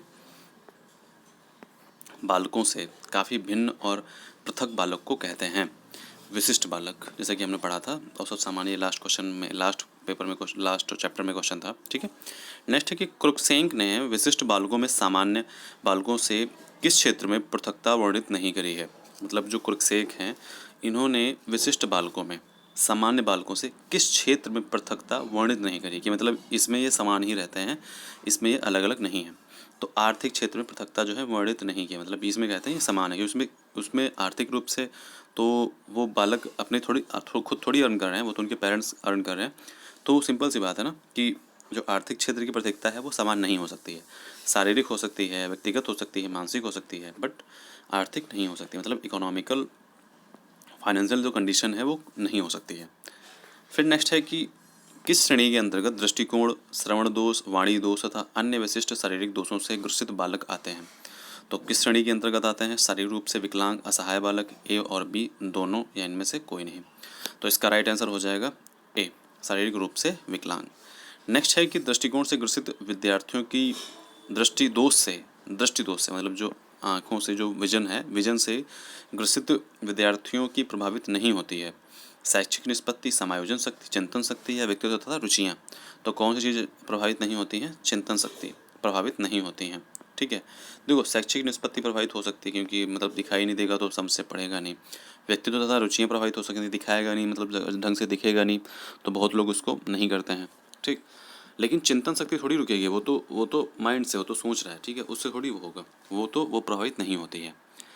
फिर नेक्स्ट क्वेश्चन है कि श्रव्य दोषों से ग्रस्त बालकों को किसके लिए निर्देशन एवं परामर्श दिया जा सकता है? श्रव्य दोषों से ग्रस्त बालकों को किसके लिए निर्देशन एवं परामर्श दिया जा सकता है? तो इसका राइट आंसर हो जाएगा श्रवण उपकरणों के माध्यम से। ठीक है, श्रवण उपकरणों के माध्यम से हम श्रवण उपकरणों के लिए हम निर्देशन एवं परामर्श दे सकते हैं। नेक्स्ट है हकलाना, तुतलाना और उच्चारण संबंधी दोष को क्या कहते हैं? राइट आंसर हो जाएगा इसका ए, वाणी दोष। ओके, नेक्स्ट है अध्यापक का उद्देश्य वाणी दोष से ग्रसित विद्यार्थियों में किसका विकास करना होता है? अध्यापक का उद्देश्य वाणी दोष से ग्रसित विद्यार्थियों में किसका विकास करना रहता है? तो इसका राइट आंसर हो जाएगा बी, स्व से। अध्यापक का उद्देश्य वाणी दोष से ग्रसित विद्यार्थियों में स्व मतलब सेल्फ कॉन्फिडेंस का विकास करना रहता है। ठीक है, असमानतावश अंग से संबंधित कार्यों को जो सामान्य रूप से पूर्ण नहीं कर पाते हैं, असमानतावश अंग से संबंधित कार्यों को जो सामान्य रूप से पूर्ण नहीं कर पाते हैं, उन्हें क्या कहते हैं? मतलब अंग अगर उनका मतलब जो पार्ट है, बॉडी पार्ट है, उनका अगर अच्छा नहीं है, तो अगर वो कार्य कोई पूर्ण नहीं कर पाते हैं तो उनको क्या कहते हैं? इसका राइट आंसर हो जाएगा गामक दोषग्रस्त बालक। ठीक है, गामक दोषग्रस्त बालक। नेक्स्ट है कि विकलांगों को प्राप्त है, विकलांगों को क्या प्राप्त है? जीवित रहने का अधिकार, समाज में सम्मान पाने का अधिकार, और जो ऑप्शन है वह है ए और बी दोनों, या विवाद करने का अधिकार। तो प्राप्त कह रहे हैं तो यहाँ पे आंसर सी हो जाएगा, जीवन जीने का अधिकार और सम्मान पाने का अधिकार। ठीक है, तो इसका राइट आंसर हो जाएगा, देखिए यहाँ पे इन्होंने यहाँ पे जब मैंने देखा था तो इसका आंसर जो है मतलब ए दिया था। ठीक है, एक बुक में जीवित रहने का अधिकार है बस उनको, मतलब समाज में सम्मान पाने का अधिकार ही नहीं है, मतलब कुछ भी। तो इसका यहाँ पे सी राइट आंसर होगा। ठीक है, होगा सी राइट आंसर, ए और बी दोनों, जीवित रहने का और समाज में सम्मान पाने का अधिकार। गूंगे, बहरे और दृष्टिहीन के लिए विद्यालय होने चाहिए, विशिष्ट विद्यालय होने चाहिए। ठीक है, 10 का राइट आंसर है विशिष्ट विद्यालय होने चाहिए। नेक्स्ट है कि किसके लिए सामान्य विद्यालयों में विशेष कक्षा का प्रबंध होना चाहिए। तो उपयुक्त सभी के लिए जो है मतलब जो इसमें है वो होना चाहिए, विशिष्ट जो है कक्षा का प्रबंधन होना चाहिए। तो यहाँ पे इसका राइट आंसर होगा उपयुक्त सभी, मतलब मूक बधिर के लिए भी होना चाहिए, गंभीर विकलांग के लिए होना चाहिए, दृष्टिहीन के लिए भी होना चाहिए। नेक्स्ट है कि संगीत, ड्राइंग और कला आदि में सामान्य विद्यार्थियों के साथ कौन प्रतियोगिता करता है। संगीत, ड्राइंग और कला आदि में सामान्य विद्यार्थियों के साथ कौन प्रतियोगिता करता है। दृष्टिहीन छात्र, विकलांग छात्र या मूक बधिर छात्र। तो यहाँ का जो राइट आंसर है वो है विकलांग छात्र, क्योंकि देखिए विकलांग का मतलब थोड़ा सा यहाँ पे किस सेंस में ये लोग ले रहे हैं मुझे नहीं पता, क्योंकि क्वेश्चंस यहाँ पे काफ़ी ट्रिकी टाइप में दिए हैं, ठीक है, तो यहाँ थोड़ा समझना मुश्किल हो रहा है। यहाँ पे अगर नॉर्मल देखिए संगीत, ड्राइंग और कला आदि में सामान्य विद्यार्थियों के साथ कौन प्रतियोगिता करता है, मतलब सामान्य विद्यार्थियों के साथ में समान प्रतियोगिता ही तो मतलब कोई सामान्य इंसान जो प्रतियोगिता तो करेगा ना, इसमें विकलांग छात्र कैसे कर पाएंगे। अब विकलांग की बात करें तो कहीं से भी विकलांग हो सकते हैं, ठीक है। विकलांग का मतलब हालांकि यहाँ पे पैरों से लिया जाता है कि उनके पैर जो होते हैं कमज़ोर होते हैं, ठीक है। तो यहाँ पे हम पैरों को लेकर के अगर राइट आंसर देते हैं यहाँ पे तो विकलांग छात्र कह सकते हैं। दृष्टिहीन छात्र ड्राइंग नहीं कर सकते, मूक बधिर छात्र संगीत नहीं गा सकते, तो विकलांग छात्र हैं वो संगीत भी गा सकते हैं, ड्राइंग कर सकते हैं और कला भी कर सकते हैं, ठीक है। जैसे कि पैरालंपिक नहीं होता है तो वैसे ही विकलांग छात्र जो होते हैं वो ये तीनों चीज़ें कर सकते हैं। पैरालंपिक जानते हैं ना कि मतलब उसमें क्या होता है, जो जो जो जो मतलब थोड़ा सा वीकनेस होते हैं उन लोगों का ओलंपिक वो होता है, ठीक है। नेक्स्ट है कि विकलांगों हेतु शैक्षिक व्यवस्था होनी चाहिए। हमारा जो 30 नंबर क्वेश्चन है, विकलांगों हेतु शैक्षिक व्यवस्था होनी चाहिए, तो इसका राइट आंसर हो जाएगा लचीली। विकलांगों हेतु लचीली व्यवस्था होनी चाहिए, ज़रूरतमंद बिल्कुल सख्त सामान्य ये नहीं होनी चाहिए, लचीली व्यवस्था होनी चाहिए। नेक्स्ट है नई शिक्षा नीति किस वर्ष लागू हुई थी। तो देखो 2000 को ऑप्शन है और 1986 आता, ना तो 1990 में लागू हुई थी ना तो 1988 में लागू हुई थी, ठीक है। या तो 1996 हो सकता है या फिर 2000 हो सकता है, तो आप लोग बताइए कौन सा हो सकता है। वैसे 1986 में लागू हुई थी क्योंकि 2000 में तो बाद में हुई थी, लेकिन पहले नई शिक्षा नीति जो थी वो 1986 में लागू हुई थी। नेक्स्ट है कि समन्वित शिक्षा की व्यवस्था के प्रावधान 1990 में किस समिति ने दिया था। समन्वित शिक्षा की व्यवस्था के जो समन्वित शिक्षा है उसकी व्यवस्था के प्रावधान 1990 में किस कमेटी ने रिकमेंड किया था, किस कमेटी ने दिया था। तो उसका राइट आंसर हो जाएगा राममूर्ति समिति ने। नेक्स्ट है कि प्रत्येक विकलांग विद्यार्थी को किसकी आवश्यकता होती है। तो व्यक्तिगत निर्देशन, परामर्श या फिर दोनों। तो यहाँ पे दोनों चीज़ें हो जाएंगी, मतलब ए और बी दोनों, व्यक्तिगत निर्देशन और परामर्श। किस प्रक्रिया द्वारा व्यक्ति अपने व्यवहार में परिवर्तन कर अपने वातावरण में सामंजस्य स्थापित करता है। किस प्रक्रिया द्वारा व्यक्ति अपने व्यवहार में परिवर्तन कर अपने वातावरण में सामंजस्य स्थापित करता है। तो यहाँ पे राइट आंसर आपका हो जाएगा ए, समायोजन। नेक्स्ट है कि व्यक्ति किसके लिए हमेशा प्रयासरत रहता है। भाई किस चीज़ों के लिए, खाने पीने के लिए, आस सेवा प्रेम के लिए, धोखाधड़ी के लिए। तो यहाँ पे ए और बी हो जाएगा, खाने पीने के लिए, और डी आस सेवा प्रेम के लिए, ठीक है। यहाँ पे मतलब डी नहीं होगा ना, क्योंकि धोखाधड़ी के लिए थोड़ी तो तैयार रहेगा। तो खाने पीने के लिए, आस सेवा प्रेम के लिए। 19 वाला क्वेश्चन है, समायोजन वह प्रक्रिया है जिसके द्वारा प्राणी अपनी आवश्यकताओं और इन आवश्यकताओं की पूर्ति को प्रभावित करने वाली परिस्थितियों में संतुलन रखता है। तो अब हमारा 19 नंबर क्वेश्चन है, समायोजन वह प्रक्रिया है जिसके द्वारा प्राणी अपनी आवश्यकताओं और इन आवश्यकताओं की पूर्ति को प्रभावित करने वाली परिस्थितियों में संतुलन रखता है। ये स्टेटमेंट किसका है कि समायोजन वह प्रक्रिया है जिसके द्वारा जो प्राणी है अपनी आवश्यकताओं और इन आवश्यकताओं की पूर्ति को प्रभावित करने वाली परिस्थितियों में संतुलन रखता है, कि मतलब वो जो आवश्यकताएं हैं उसकी उन आवश्यकताओं को प्रभावित भी ना कर सके, ठीक है। तो ये स्टेटमेंट किसका है, इसका राइट आंसर है बोरिंग, लैंगफील्ड और वेल्ड, ठीक है। नेक्स्ट है कि सुसमायोजित व्यक्ति की विशेषता नहीं है। तो सुसमायोजित व्यक्ति की विशेषता क्या नहीं है, अभद्र विशेषता, मतलब अभद्रता मतलब उसमें नहीं होती, सामाजिक विशेषता होती है, सामान्य होती है, शैक्षिक होती है। नेक्स्ट है किस तरह के बच्चों में तार्किक चिंतन की शक्ति अधिक होती है। तो किस तरह के बच्चे हैं जिनमें तार्किक चिंतन की शक्ति जो है वो अधिक होती है। तो इसका राइट आंसर हो जाएगा बी, मनोवैज्ञानिक, ठीक है। जो साइकोलॉजिकल थोड़ा सा एक्टिव होते हैं उनमें तार्किक चिंतन की जो शक्ति होती है वो अधिक होती है। समस्यात्मक बालकों को किस नाम से जानते हैं। समस्यात्मक बालकों को हम किस नाम से जानते हैं, तो कुसुमायोजित, ठीक है। किस नाम से? कुसुमायोजित नाम से जानते हैं। विकलांग नहीं कहते हैं समस्यात्मक बालकों को, ना कि रोगी कहते हैं, ना पागल कहते हैं, उनको हम कुसुमायोजित कहते हैं। ठीक है।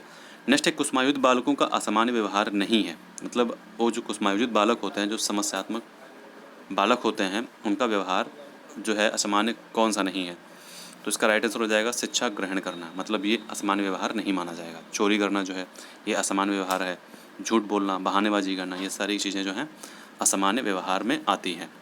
नेक्स्ट है, किस प्रकार के बच्चों में चरित्र, व्यवहार व व्यक्तित्व विकृतियों का आधिक्य पाया जाता है? किस प्रकार के बच्चों में चरित्र, व्यवहार व व्यक्तित्व विकृतियों का आधिक्य पाया जाता है?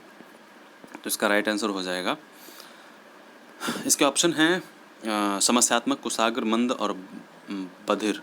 क्वेश्चन क्या था कि किस प्रकार के बच्चों में चरित्र, व्यवहार व व्यक्तित्व विकृतियों का आधिक्य पाया जाता है? मतलब उनके जो व्यक्तित्व विकृतियां हैं या जो चरित्र व्यवहार है जो उनका जो खराब होता है, तो वो किस में अधिक, मतलब किस में सबसे ज़्यादा होता है? समस्यात्मक बालक में, कुशाग्र बालक में, मंद बालक में या फिर बधिर बालक में? तो इसका राइट आंसर हो जाएगा ए, समस्यात्मक बालक में। ठीक है। फिर नेक्स्ट है कि किसके अनुसार समस्यात्मक बालक वे होते हैं जिनके व्यवहार अथवा व्यक्तित्व में किसी न किसी रूप में गंभीर असमानता पाई जाती है? तो ये स्टेटमेंट किसने कहा है कि जिसके व्यवहार अथवा व्यक्तित्व में किसी न किसी रूप में गंभीर असमानता पाई जाती है वो समस्यात्मक बालक होते हैं? तो इसका जो राइट आंसर वो है वैलेंटाइन। ठीक है, वैलेंटाइन ने ये स्टेटमेंट दिया है कि जो बालक होते हैं उनके व्यवहार और व्यक्तित्व में किसी न किसी रूप में गंभीर असामान्यता पाई जाती है समस्यात्मक बालकों में। तो वैलेंटाइन ने ये बात कही है। नेक्स्ट क्वेश्चन है कि ब्रिडेन ने समस्यात्मक बालक के कितने प्रकार बताए हैं? तो जो ब्रिडेन है इन्होंने समस्यात्मक बालक के कितने प्रकार बताए हैं? इसका राइट आंसर हो जाएगा 28। नेक्स्ट है कि समस्यात्मक बालकों का शिक्षा में निर्देशन किस प्रकार से नहीं किया जा सकता है? जो समस्यात्मक बालक होते हैं उनका शिक्षा में निर्देशन किस प्रकार से नहीं कर सकते? उसका राइट आंसर हो जाएगा अनुशासनहीनता। नेक्स्ट है कि किसके अंतर्गत बालकों को प्रारंभ से नियमों का पालन करने की आदत डलवानी चाहिए?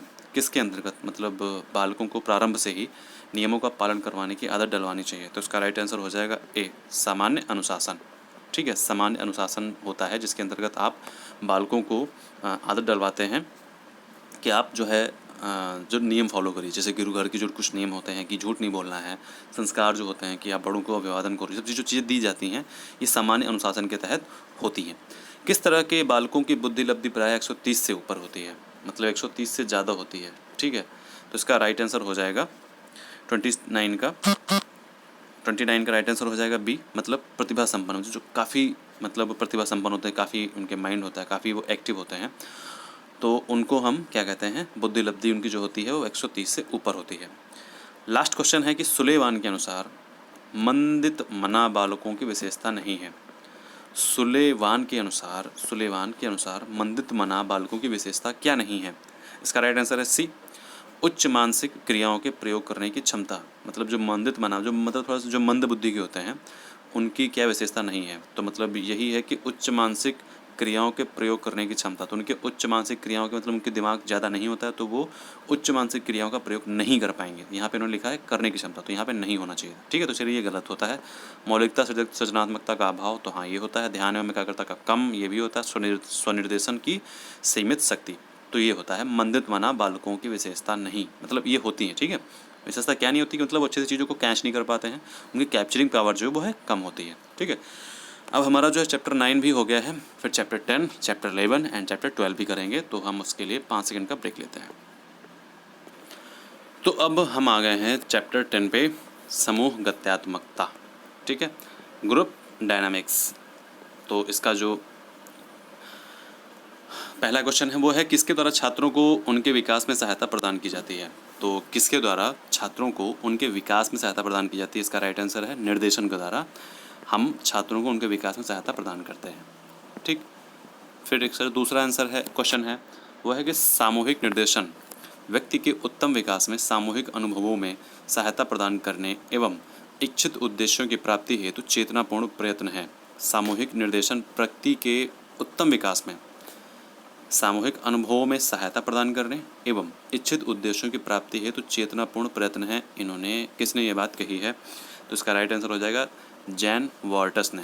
ठीक है, जैन वॉर्टस ने स्टेटमेंट दिया है। नेक्स्ट है कि समूह में किसको भावात्मक अभिव्यक्ति का अवसर प्राप्त होता है? इसका राइट आंसर हो जाएगा ए, समूह में जो है विद्यार्थियों को भावात्मक अभिव्यक्ति का अवसर जो है प्राप्त होता है। नेक्स्ट है, कहाँ पर अनेक विद्यार्थियों की समस्याएं समान होती हैं? ऐसी कौन सी जगह है जहाँ पे मतलब अनेक विद्यार्थियों की समस्याएं जो हैं वो समान होती हैं? तो विद्यालय में ही विद्यार्थी सारे मिलते हैं, वहीं पे जो समस्याएं होंगी उनकी समान होंगी। बाहर तो समस्याएं समान नहीं हो सकती हैं, सभी के घर में अपनी अपनी प्रॉब्लम्स होती हैं, समस्याएँ होती हैं। फिर है, किसके हेतु सामान्य समस्याओं पर एक समूह में किसके हेतु सामान्य समस्याओं पर एक समूह में विचार विनिमय करना अधिक औचित्यपूर्ण है? यहाँ पे राइट आंसर हो जाएगा सी, समय की बचत। किसके हेतु सामान्य समस्याओं पर एक समूह में विचार विनिमय करना अधिक औचित्यपूर्ण है, मतलब समय की बचत करने के लिए हम एक समूह में समस्याओं पर विचार विनिमय करते हैं। किसमें विद्यार्थी मनोभाव पर नियंत्रण करना सीखते हैं? मतलब कौन सी चीज़ जिसमें कि विद्यार्थी जो है अपने मनोभाव पर नियंत्रण करना सीखते हैं? तो यहाँ पर राइट आंसर हो जाएगा समूह में। ठीक है, समूह में रह करके वो सीखते हैं कि कैसे हम अपने इमोशंस पे कंट्रोल करें। नेक्स्ट है कि आर्थर ए टेक्सलर ने समूह निर्देशन के कितने उद्देश्य बताए हैं? तो यहाँ पे क्वेश्चन इंपॉर्टेंट हो जाता है समूह निर्देशन को लेकर के। तो इन्होंने 5 बताए हैं। राइट आंसर क्या है? डी, 5 जो है इन्होंने समूह निर्देशन बताए हैं। नेक्स्ट है कि शैक्षिक अवसरों पर व्यावसायिक संभावनाओं की विविधता की जानकारी किससे दी जाती है? शैक्षिक अवसरों पर व्यावसायिक संभावनाओं की विविधता की जानकारी किससे दी जा सकती है? तो इसका राइट आंसर हो जाएगा सामूहिक निर्देशन के माध्यम से। समूह निर्देशन के माध्यम से संपन्न हो सकता है। तो इसका राइट आंसर क्या है? समूह निर्देशन के माध्यम से संपन्न क्या हो सकता है? चिकित्सा संबंधी कार्य। समूह निर्देशन के माध्यम से संपन्न हो सकता है चिकित्सा संबंधी कार्य। हम एक पेज पे लिख नहीं सकते हैं, एक पेज पे हम एक कार्य नहीं कर सकते हैं, ना ही एक पेज पर हम लोग मिल करके परिवार संबंधी कोई कार्य। चिकित्सा होता है जहाँ पे मतलब कई डॉक्टर्स वगैरह मतलब जो हैं समूह मतलब के साथ में कार्य करते हैं, जैसे कि ग्रुप बना करके कि एक डॉक्टर कुछ कर रहा हो तो दूसरे से मतलब एक समूह निर्देशन के माध्यम से संपन्न होता है वो चिकित्सा संबंधी कार्य। ठीक है, सामूहिक निर्देशन इसमें होता है। नेक्स्ट है कि समूह गतिशीलता किससे लिया जाता है? समूह गतिशीलता किससे लिया जाता है? तो डायनामिक्स भौतिक शास्त्र से, डायनामिक्स फिजिक्स से। ठीक है, डायनामिक फिजिक्स से। नेक्स्ट है कि डायनामिक्स किस भाषा से लिया गया शब्द है? तो यहाँ पर राइट आंसर हो जाएगा ग्रीक भाषा से। डायनामिक शब्द का अर्थ क्या होता है? यहाँ पे हो जाएगा शक्ति। समूह गति विज्ञान उन शक्तियों की जानकारी प्रदान करता है। समूह गति विज्ञान है वो उन शक्तियों की जानकारी प्रदान करता है जो एक समूह में सक्रिय होती हैं। ये कथन किसका है? ये कथन जो है एस माथुर जी का है। नेक्स्ट है कि इनमें से कौन एक पृथक सेवा के रूप में अपना अस्तित्व नहीं रखता है? इनमें से कौन एक पृथक सेवा के रूप में अपना अस्तित्व नहीं रखता है? तो यहाँ पे राइट आंसर हो जाएगा सी, ए और बी दोनों, मतलब सामूहिक गतिशीलता और निर्देशन जो है ये है पृथक सेवा के रूप में अपना अस्तित्व नहीं रखते हैं।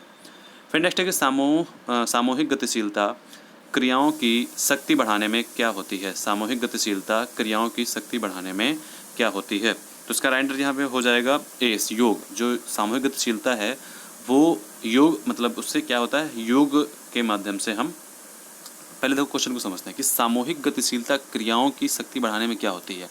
तो योग के माध्यम से मतलब सामूहिक गतिशीलता की क्रियाओं की जो शक्ति है वो मतलब योग का मतलब समझ रहे हैं? सॉरी, यहाँ पे योग वो योग नहीं जो हम लोग करते हैं। ठीक है, यहाँ पे योग ये है वो योग है यहाँ पे, इसका मतलब कि मतलब एक साथ में करना है, यूनिटी। ठीक है, यूनिटी बढ़ती है। ओके, फिर 60 नंबर क्वेश्चन है कि कक्ष में सामूहिक गतिशीलता की विशेषता नहीं है। कक्ष में सामूहिक गतिशीलता की विशेषता नहीं है। तो यहाँ पे इसका राइट आंसर जो है वो हो जाएगा सॉरी, यहाँ पे ऑप्शंस पहले हम पढ़ते हैं। आत्मविश्वास का विकास, सामाजिक कुशलता का विश्वास। ठीक है, और जो 2 ऑप्शंस हैं वो हैं कि परामर्शदाताओं की कुशलता में वृद्धि और छात्रों की चिंताओं में वृद्धि। तब पे क्वेश्चन क्या था, एक बार हम फिर से क्वेश्चन पढ़ते हैं कि कक्ष में सामूहिक गतिशीलता की विशेषता नहीं है। तो कक्ष में सामूहिक गतिशीलता की विशेषता क्या नहीं है? वो छात्राओं की चिंताओं में वृद्धि।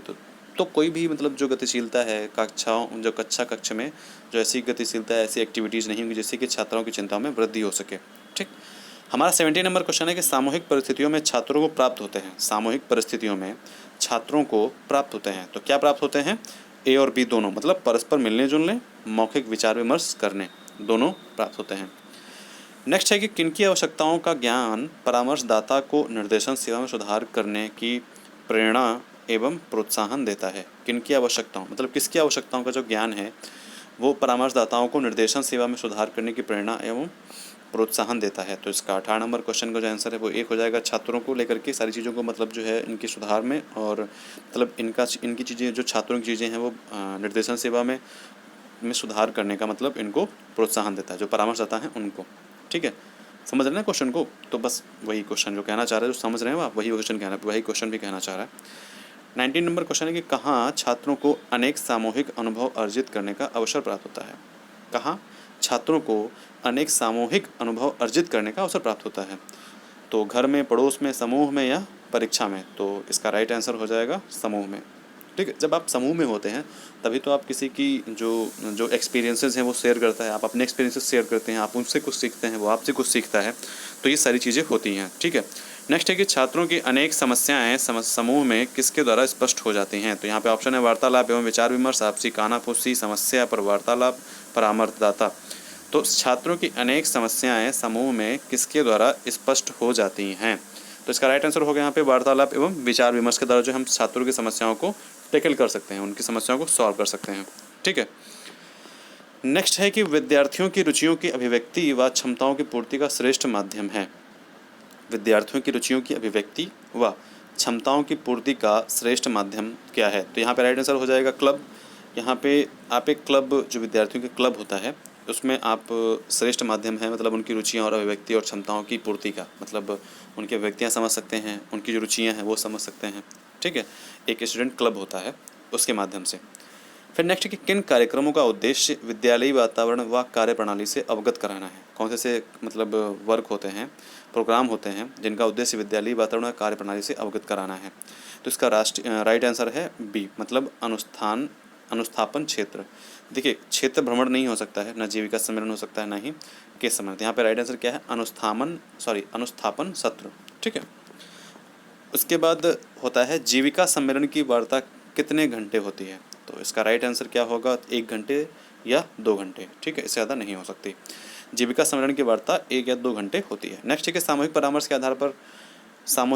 के आधार नामक पुस्तक किसने लिखी है? सामूहिक परामर्श के आधार, तो इसका राइट आंसर होगा आपका डी, मतलब कैंप ने ये लिखी है पुस्तक। कौन सी? सामूहिक परामर्श का आधार। ठीक है, नेक्स्ट है सामूहिक परामर्श में किसका प्रयोग अधिक होने लगा है? तो सामूहिक परामर्श में किसका प्रयोग अधिक होने लगा है? रुचि, संबंध या फिर ए और बी दोनों, मतलब यहाँ पे ए और बी, रुचि और संबंध दोनों का हो जाएगा यहाँ पे राइट आंसर। नेक्स्ट है कि समूह परामर्श में समूह को सार्थक अनुभव प्रदान किए जाते हैं जिसमें बालक सामूहिक व्यवहार में दक्ष हो सके। तो यहाँ पे राइट आंसर आपका हो जाएगा ए, मतलब रॉबर्ट नैप ने ये स्टेटमेंट कहा है कि समूह परामर्श में समूह को सार्थक अनुभव प्रदान किए जाते हैं। ठीक है, जिसमें बालक सामूहिक व्यवहार में दक्ष हो सके। फिर नेक्स्ट है कि सामूहिक परामर्श किस परामर्श का वर्धन है? तो यहाँ पे राइट आंसर हो जाएगा 27 का, सामूहिक परामर्श किस परामर्श का वर्धन है? तो यहाँ पे राइट आंसर हो जाएगा आपका बी, व्यक्तिगत परामर्श का वर्धन है। मतलब जो है, मतलब एक क्या बोलते हैं वो, म्यूटेशन, वर्धन मतलब म्यूटेशन है। ठीक है, उसका चेंजिंग रूप है। फिर नेक्स्ट है कि प्रार्थी की आवश्यकताओं की पूर्ति किसके द्वारा संपन्न होती है? तो 28 नंबर का जो आंसर है वो हो जाएगा ए, मतलब विभिन्न क्रियाओं के माध्यम से जो है प्रार्थी की आवश्यकताओं की पूर्ति होती है। नेक्स्ट है कि समूह परामर्श की मान्यता नहीं है। तो समूह परामर्श की मान्यता नहीं है, इसका क्या मान्यता नहीं है, मतलब समूह परामर्श में क्या मान्यता नहीं है? तो यहाँ पे इसका राइट आंसर जो है वो डी हो जाएगा, समूह में समस्या समाधान के कौशलों को सीख नहीं सकते हैं। तो ऐसा गलत है, समूह में हम समस्या समाधान के कौशलों को सीखते हैं। ठीक है, प्रत्येक प्रार्थी में स्वपरिवर्तन लेने की जिम्मेदारी होती है, ये भी सही है। समूह उद्देश्यों से समूह के सदस्य सीखते हैं, ये भी सही है। व्यक्तिगत विभिन्नताओं को सामूहिक परामर्श में स्थान दिया जाता है, ये भी सही है। लास्ट भी सही होता अगर यहाँ पे नहीं होता। ठीक है, मतलब समूह में समस्या समाधान के कौशलों को हम सीख सकते हैं, यहाँ पे नहीं है तो इसीलिए ये गलत हो जाता है।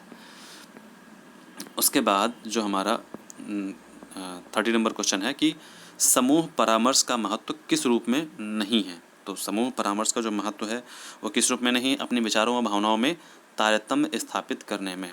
तो समूह परामर्श का महत्व जो है स्थापित ना करने में यहाँ पे लिखा, तो ये गलत हो जा रहा है, स्थापित करने में होगा। ठीक है, सामाजिक कौशलों में के विकास, समूह में व्यवहारिक करने की संबंधी विशिष्टाचार में, और लास्ट डी है समूह के साथ लगाव अनुभव करने में। ठीक है, तो यहाँ पे हमारा जो है चैप्टर जो है 10 कंप्लीट हो गया है। चैप्टर 11 और चैप्टर 12 हम अभी 5 सेकंड में कंप्लीट करेंगे। 10 चैप्टर हो गए हम लोगों के, 11 और 12 चैप्टर हम लोगों को डिस्कस करना है। तो 11 चैप्टर हम लोग डिस्कस करने जा रहे हैं। विद्यालय निर्देशन सेवा का संगठन, organisation of school guidance service. ठीक है, देखिए हर चैप्टर में अलग क्वेश्चन है, तो इसीलिए आप ये मत सोचिए कि हम चैप्टर 1 कर लें, 2 कर लें, 3 कर लें। सभी चैप्टर्स करने हैं, सभी चैप्टर से क्वेश्चन आएंगे। ठीक है, तो चलिए हमारा पहला क्वेश्चन है कि विद्यालयों में निर्देशन का कार्य है। विद्यालयों में निर्देशन का क्या कार्य है? एक सामूहिक प्रक्रिया। ठीक है, एक सामूहिक प्रक्रिया जो है विद्यालयों में निर्देशन का कार्य करती है। कहाँ निर्देशन सेवा के संगठन की बहुत आवश्यकता होती है? मतलब निर्देशन सेवा के संगठन की बहुत आवश्यकता कहाँ पे होती है? तो इसका राइट आंसर है विद्यालयों में निर्देशन सेवा के संगठन की बहुत आवश्यकता होती है। ठीक है, नेक्स्ट है किसको विद्यालय के सामान्य जीवन से अलग नहीं किया जा सकता है? तो इसका राइट आंसर हो जाएगा बी, मतलब निर्देशन को हम विद्यालय के सामान्य जीवन से अलग नहीं कर सकते हैं। नेक्स्ट है कि क्या किसी एक व्यक्ति विशेष का कार्य नहीं है?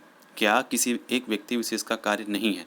तो इसका राइट आंसर हो जाएगा डी, मतलब जो निर्देशन है किसी एक व्यक्ति विशेष का कार्य नहीं, ये एक सामूहिक निर्देशन होता है। ठीक है, फिर नेक्स्ट है कि निर्देशन कार्यक्रम के अंतर्गत कौन सी सेवा नहीं आती है? मतलब यहाँ पे हम विद्यालय की बात करें, निर्देशन तो एक व्यक्ति दे सकता है, लेकिन यहाँ पे हम एक विद्यालय की बात करें ना, तो विद्यालय में निर्देशन जो है वो सामूहिक होता है, तो एक व्यक्ति विशेष का नहीं होता है। नेक्स्ट है कि निर्देशन कार्यक्रम के अंतर्गत कौन सी सेवा नहीं आती है? तो फिफ्थ का आंसर हो जाएगा आत्मज्ञान सेवा। ठीक है, निर्देशन कार्यक्रम के अंतर्गत कौन सी सेवा नहीं की जाती है, नहीं आती है, वो है आत्मज्ञान सेवा। नेक्स्ट है कि गाइडेंस सर्विस नामक पुस्तक के लेखक जो हैं वो कौन है?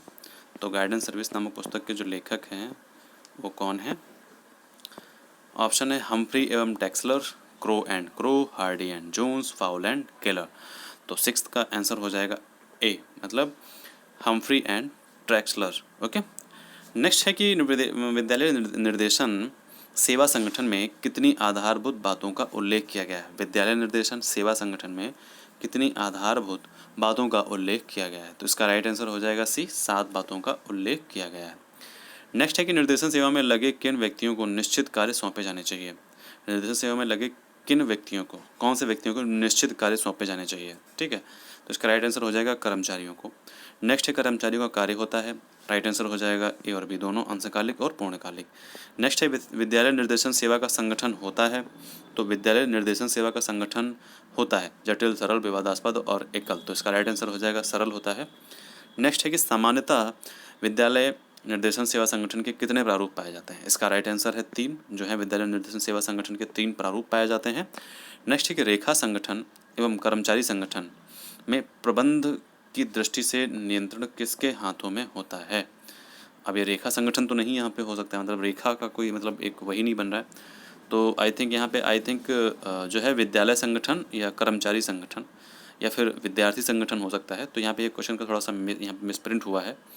संगठन एवं कर्मचारी संगठन यहाँ पे जो भी हो, तो इसका यहाँ पे राइट आंसर जो है वो हो जाएगा ए, प्रशासकीय अधिकारी। ठीक है,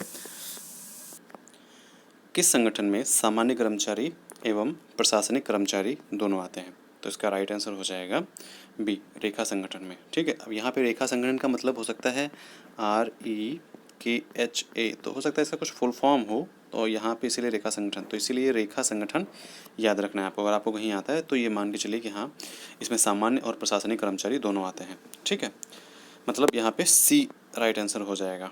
सॉरी, इसमें जो है सिर्फ रेखा संगठन में सी नहीं होगा यहाँ पे, मतलब रेखा संगठन में सामान्य कर्मचारी और प्रशासनिक कर्मचारी दोनों आते हैं। ठीक है, किसमें? रेखा संगठन में। नेक्स्ट है किसमें निर्देशन सेवा संगठन की बहुत आवश्यकता होती है?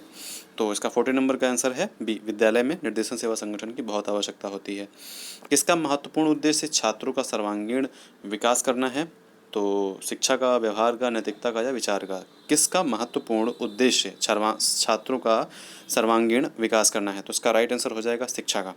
विद्यालय की कैसी सेवा होनी चाहिए? भरपूर, संगठित, दिन रात या सफल? तो फिलहाल तो ये ऐसे क्वेश्चन नहीं आएंगे, मतलब फिर भी आप देख लीजिए कि संगठित रूप से विद्यालय की सेवा होनी चाहिए। ठीक है, मतलब संगठित रूप से विद्यालय की सेवा होनी चाहिए। नेक्स्ट है कि निर्देशन सेवाओं का रूप नहीं है, निर्देशन सेवाओं का रूप नहीं है, इसका राइट आंसर है समस्यात्मक रूप नहीं है। विकेंद्रीय रूप है, केंद्रीय रूप है, मिश्रित रूप है, लेकिन समस्यात्मक रूप नहीं है निर्देशन सेवाओं का। नेक्स्ट है कि किसको सामूहिक रूप से निर्देशन देना चाहिए? किसको सामूहिक रूप से निर्देशन देना चाहिए? विशेषज्ञों को, अध्यापकों को, अभिभावकों को या विशेषज्ञों और अध्यापकों दोनों को? तो इसका राइट आंसर हो जाएगा दोनों को, कि यहाँ पे राइट आंसर सी है, विशेषज्ञों और अध्यापकों दोनों को सामूहिक रूप से निर्देशन देना चाहिए। अच्छे निर्देशन संगठन की विशेषता नहीं है। अच्छे निर्देशन संगठन की विशेषता क्या नहीं है?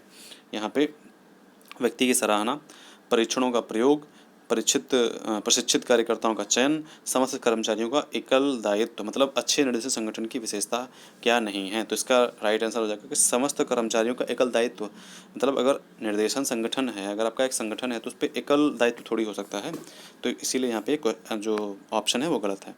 बाकी तीनों ऑप्शन सही हैं। व्यक्ति की सहायता, परीक्षणों का प्रयोग, प्रशिक्षित कार्यकर्ताओं का चयन।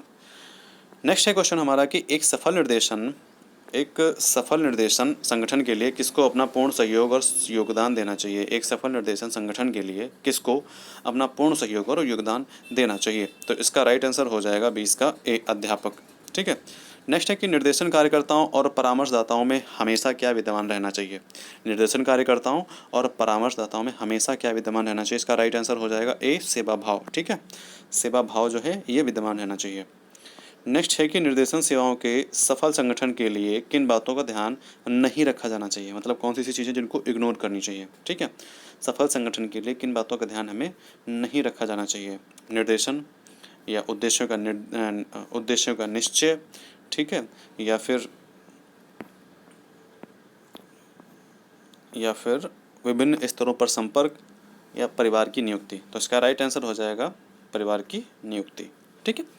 फिर नेक्स्ट है कि कहाँ निर्देशन कार्य सुचारू रूप से आरंभ करने के लिए कार्यालय, पुस्तकालय, वाचनालय की जरूरत पड़ती है? कहाँ निर्देशन कार्य सुचारू रूप से आरंभ करने के लिए कार्यालय, पुस्तकालय, वाचनालय की जरूरत पड़ती है? उसका राइट आंसर हो जाएगा ए, विद्यालय। ठीक है। नेक्स्ट है कि शब्दकोश के अनुसार किससे आशय, किसी कार्य के लिए की जाने वाली तैयारी, व्यवस्था, संगठन, किसी कार्य, यहाँ पे क्वेश्चन है कि शब्दकोश के अनुसार किससे आशय है? मतलब किससे आशय है कि किसी कार्य के लिए की जाने वाली तैयारी या व्यवस्था से है? तो यहाँ पे राइट आंसर हो जाएगा संगठन से। ठीक है, यहाँ पे जो है 24 का राइट आंसर हो जाएगा संगठन से आशय है। नेक्स्ट है कि संगठन के भाग क्या हैं? ठीक है, 25 का जो राइट आंसर होगा वो मानवीय संगठन और भौतिकी संगठन होगा। ठीक है, दोनों ए और बी दोनों होंगे। नेक्स्ट है कि संगठन में कौन सी बात सम्मिलित नहीं होती है? संगठन में कौन सी बात सम्मिलित नहीं होती है? तो उसका राइट आंसर हो जाएगा कुशल रूपरेखा स्थापित ना करना। ठीक है, हमको कुशल रूपरेखा स्थापित करनी होती है, तो इसीलिए ये यहाँ पे कह रहे हैं ना करना, तो इसलिए नहीं सम्मिलित होगी। यहाँ पे आवश्यक सुविधाओं को प्राप्त करना ये सम्मिलित होगी, कर्मियों के चुनाव की व्यवस्था करना ये सम्मिलित होगी, विधियों तथा तरीकों को परिभाषित करना ये संगठन में बात शामिल होगी। नेक्स्ट और लास्ट आंसर है, क्वेश्चन है कि विद्यालय में निर्देशन सेवा संगठन का क्षेत्र नहीं है। विद्यालय में निर्देशन सेवा संगठन का क्षेत्र नहीं है, तो 27 का राइट आंसर है बी, शैक्षिक व व्यावसायिक जानकारी का प्रचार ना करना। मतलब विद्यालय में निर्देशन सेवा संगठन का क्षेत्र नहीं है, तो शैक्षिक व व्यावसायिक जानकारी का प्रचार ना करना। ठीक है, निर्देशन प्रदर्शनी का आयोजन करना, नए लोगों के लिए उन्मुखीकरण बातचीत का संगठन करना, प्रत्येक छात्र के लिए संचय कार्ड का रखरखाव, और शैक्षिक व व्यावसायिक जानकारी का प्रचार ना करना। मतलब यहाँ पे होगा शैक्षिक व व्यावसायिक जानकारी का प्रचार करना। ठीक है, जब विद्यालय में तो शैक्षिक व व्यावसायिक जानकारी का भी प्रचार किया जाना चाहिए। ओके, चैप्टर 11 कंप्लीट हो गया है। चैप्टर 12 हम 10 सेकेंड के अंदर करेंगे। तो चैप्टर नंबर 12 पर हम आ गए हैं। स्कूल में निर्देशन सेवा के प्रकार, सूचना, व्यक्तिक स्कंद एवं परामर्श सेवा, type of guidance service in school, information, individual inventory and counselling service. ठीक है, तो इसके बारे में हम पढ़ेंगे, इस पूरी टॉपिक के बारे में। नीचे क्वेश्चंस जो होंगे उनके बारे में। पहला क्वेश्चन है कि सूचनाओं की जानकारी किसके लिए आवश्यक है? तो यहाँ पे आंसर हो जाएगा छात्र और निर्देशन प्रदाता दोनों के लिए सूचनाओं की जानकारी आवश्यक है। राइट आंसर क्या हो जाएगा? सी। नेक्स्ट है कि किसके जीवन के प्रत्येक क्षेत्र में सूचनाओं की आवश्यकता होती है? व्यक्ति, परिवार, समाज, प्राचार्य। तो यहाँ पर राइट आंसर हो जाएगा व्यक्ति के जीवन में प्रत्येक क्षेत्र में सूचनाओं की आवश्यकता होती है। नेक्स्ट क्वेश्चन है हमारा, सूचनाओं के द्वारा किसमें वांछनीय स्तर की संवेदनशीलता का विकास किया जा सकता है? थर्ड नंबर क्वेश्चन है कि सूचनाओं के द्वारा किसमें वांछनीय स्तर की संवेदनशीलता का विकास किया जा सकता है? सूचनाओं के द्वारा किसमें वांछनीय स्तर की संवेदनशीलता का विकास किया जा सकता है? तो इसका राइट आंसर होगा डी, मतलब छात्र में वांछनीय स्तर की संवेदनशीलता का विकास किया जा सकता है। ठीक है, नेक्स्ट क्वेश्चन है कि इनमें से कौन सूचना सेवा नहीं है? तो इसका जो राइट आंसर है, इसमें से कौन सूचना सेवा नहीं है? तो इसका राइट आंसर है आपका सी, मतलब झूठी सूचना। ठीक है, झूठी सूचना जो है वो सूचना सेवा का पार्ट नहीं है। ठीक है, व्यावसायिक सूचना, शैक्षणिक सूचना, सामाजिक एवं व्यक्तिगत सूचना है। नेक्स्ट है कि व्यवसाय का महत्व, कार्य की प्रकृति, कार्य की दशाएं, आवश्यक शारीरिक योग्यता, क्षतिपूर्ति, लाभ और हानि आदि को किसने व्यावसायिक निर्देशन हेतु आवश्यक सूचनाएं माना है? व्यवसाय का महत्व, कार्य की प्रगति, कार्य की दशाएं, आवश्यक शारीरिक योग्यता, क्षतिपूर्ति, लाभ और हानि आदि को किसने व्यावसायिक निर्देशन की आवश्यक सूचनाएं माना है? तो फिफ्थ का राइट आंसर होगा ए, जॉर्ज ई मायर्स ने। ठीक है, नेक्स्ट है कि मायर्स के अनुसार कितने शीर्षकों के अंतर्गत सूचनाएं संकलित करना आवश्यक है? मायर्स के अनुसार कितने शीर्षकों के अंतर्गत सूचनाएं संकलित करना आवश्यक हैं? तो इसका राइट आंसर हो जाएगा सी, मतलब 8 प्रकार की जो सूचनाएं हैं वो संकलित करना आवश्यक हैं। ठीक है, कितने शीर्षकों के अंतर्गत सूचना संकलित करना आवश्यक है? तो मतलब 8 शीर्षकों के अंतर्गत जो है सूचनाएं संकलित करना आवश्यक है। नेक्स्ट है कि व्यक्तिगत निर्देशन हेतु सूचनाओं का स्रोत होता है, वैयक्तिक निर्देशन हेतु सूचनाओं का स्रोत होता है वो असीमित होता है। ठीक है, नेक्स्ट है सूचनाओं की सूची में किसका वर्णन नहीं होता है? सूचनाओं की सूची में किसका वर्णन नहीं होता है? तो इसका राइट आंसर हो जाएगा डी, लोकप्रियता। मतलब सूचनाओं की सूची में लोकप्रियता का वर्णन नहीं होता है। सूचनाओं की शुद्धता का वर्णन होगा, विश्वसनीयता का वर्णन होगा, वस्तुनिष्ठता का वर्णन होगा, लेकिन लोकप्रियता का वर्णन नहीं होगा। 9 नंबर क्वेश्चन है कि व्यक्तिगत निर्देशन के अंतर्गत किस प्रकार की सूचनाओं का विवरण प्राप्त करना आवश्यक है? व्यक्तिगत निर्देशन के अंतर्गत किस प्रकार की सूचनाओं का विवरण प्राप्त करना आवश्यक है? ठीक है, तो इसका ऑप्शंस हैं आपके, व्यक्ति के मित्रों के संबंध में, व्यक्ति के पारिवारिक जीवन के संबंध में, अफवाहों के संबंध में, सेवार्थी के सगे संबंधियों के संबंध में। तो यहाँ पे आपका 9 नंबर का राइट आंसर हो जाएगा सी, अफवाहों के संबंध में। ठीक है, नेक्स्ट है कि सूचना सेवा का मुख्य उद्देश्य, सूचना सेवा का मुख्य उद्देश्य निर्देशन की प्रक्रिया को बनाना है। तो इसमें सूचना सेवा का मुख्य उद्देश्य किसके निर्देशन की प्रक्रिया को बनाना है, मतलब कैसा बनाना है? तो इसका राइट आंसर हो जाएगा ए, वस्तुनिष्ठ एवं साइंटिफिक, मतलब ऑब्जेक्टिव टाइप और साइंटिफिक टाइप में। ठीक है, फिर 11 नंबर क्वेश्चन है कि विद्यालयों तथा विद्यालयों के बाहर संगठित सेवाओं का एक उद्देश्य होता है। विद्यालयों तथा विद्यालयों के बाहर संगठित सेवाओं का एक उद्देश्य होता है सूचनाओं को छिपाना, सूचनाओं का संकलन, ए और बी दोनों, या फिर कोई नहीं। तो 11 नंबर का राइट आंसर है कि सूचनाओं का संकलन। विद्यालयों तथा विद्यालयों के बाहर संगठित सेवाओं का एक उद्देश्य होता है सूचनाओं का संकलन। और सूचना सेवा की कार्यविधि कैसी होती है? तो 12 नंबर क्वेश्चन है, इसका राइट आंसर होगा सी, मतलब अत्यंतिक वैज्ञानिक और वस्तुनिष्ठ। मतलब जैसा कि हमने अभी ऊपर देखा था कि सूचना सेवा का जो उद्देश्य कैसा बनाने का है वो है ऑब्जेक्टिविटी, और मतलब ऑब्जेक्टिविटी और क्या नाम, साइंटिफिक रूप में, मतलब वस्तुनिष्ठ और साइंटिफिक रूप में।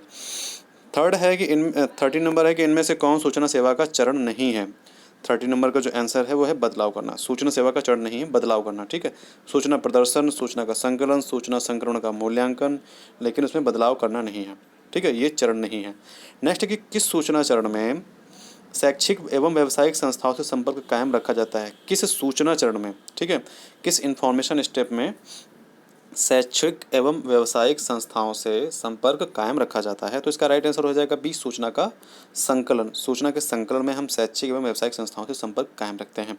नेक्स्ट है किस चरण में वर्गीकृत सूचनाओं को कंप्यूटर, वीडियो एवं टंकित आदि को सामग्रियों के रूप में प्रदर्शित करने के लिए रखा जाता है? तो मतलब किस चरण में वर्गीकृत सूचनाओं को, ठीक है, कौन सा चरण होता है जिसमें कि हम कंप्यूटर, वीडियो व टंकित आदि की टंकित आदि को सामग्रियों के रूप में प्रदर्शित करने के लिए रखते हैं, कि मतलब ये सब सामग्री हैं।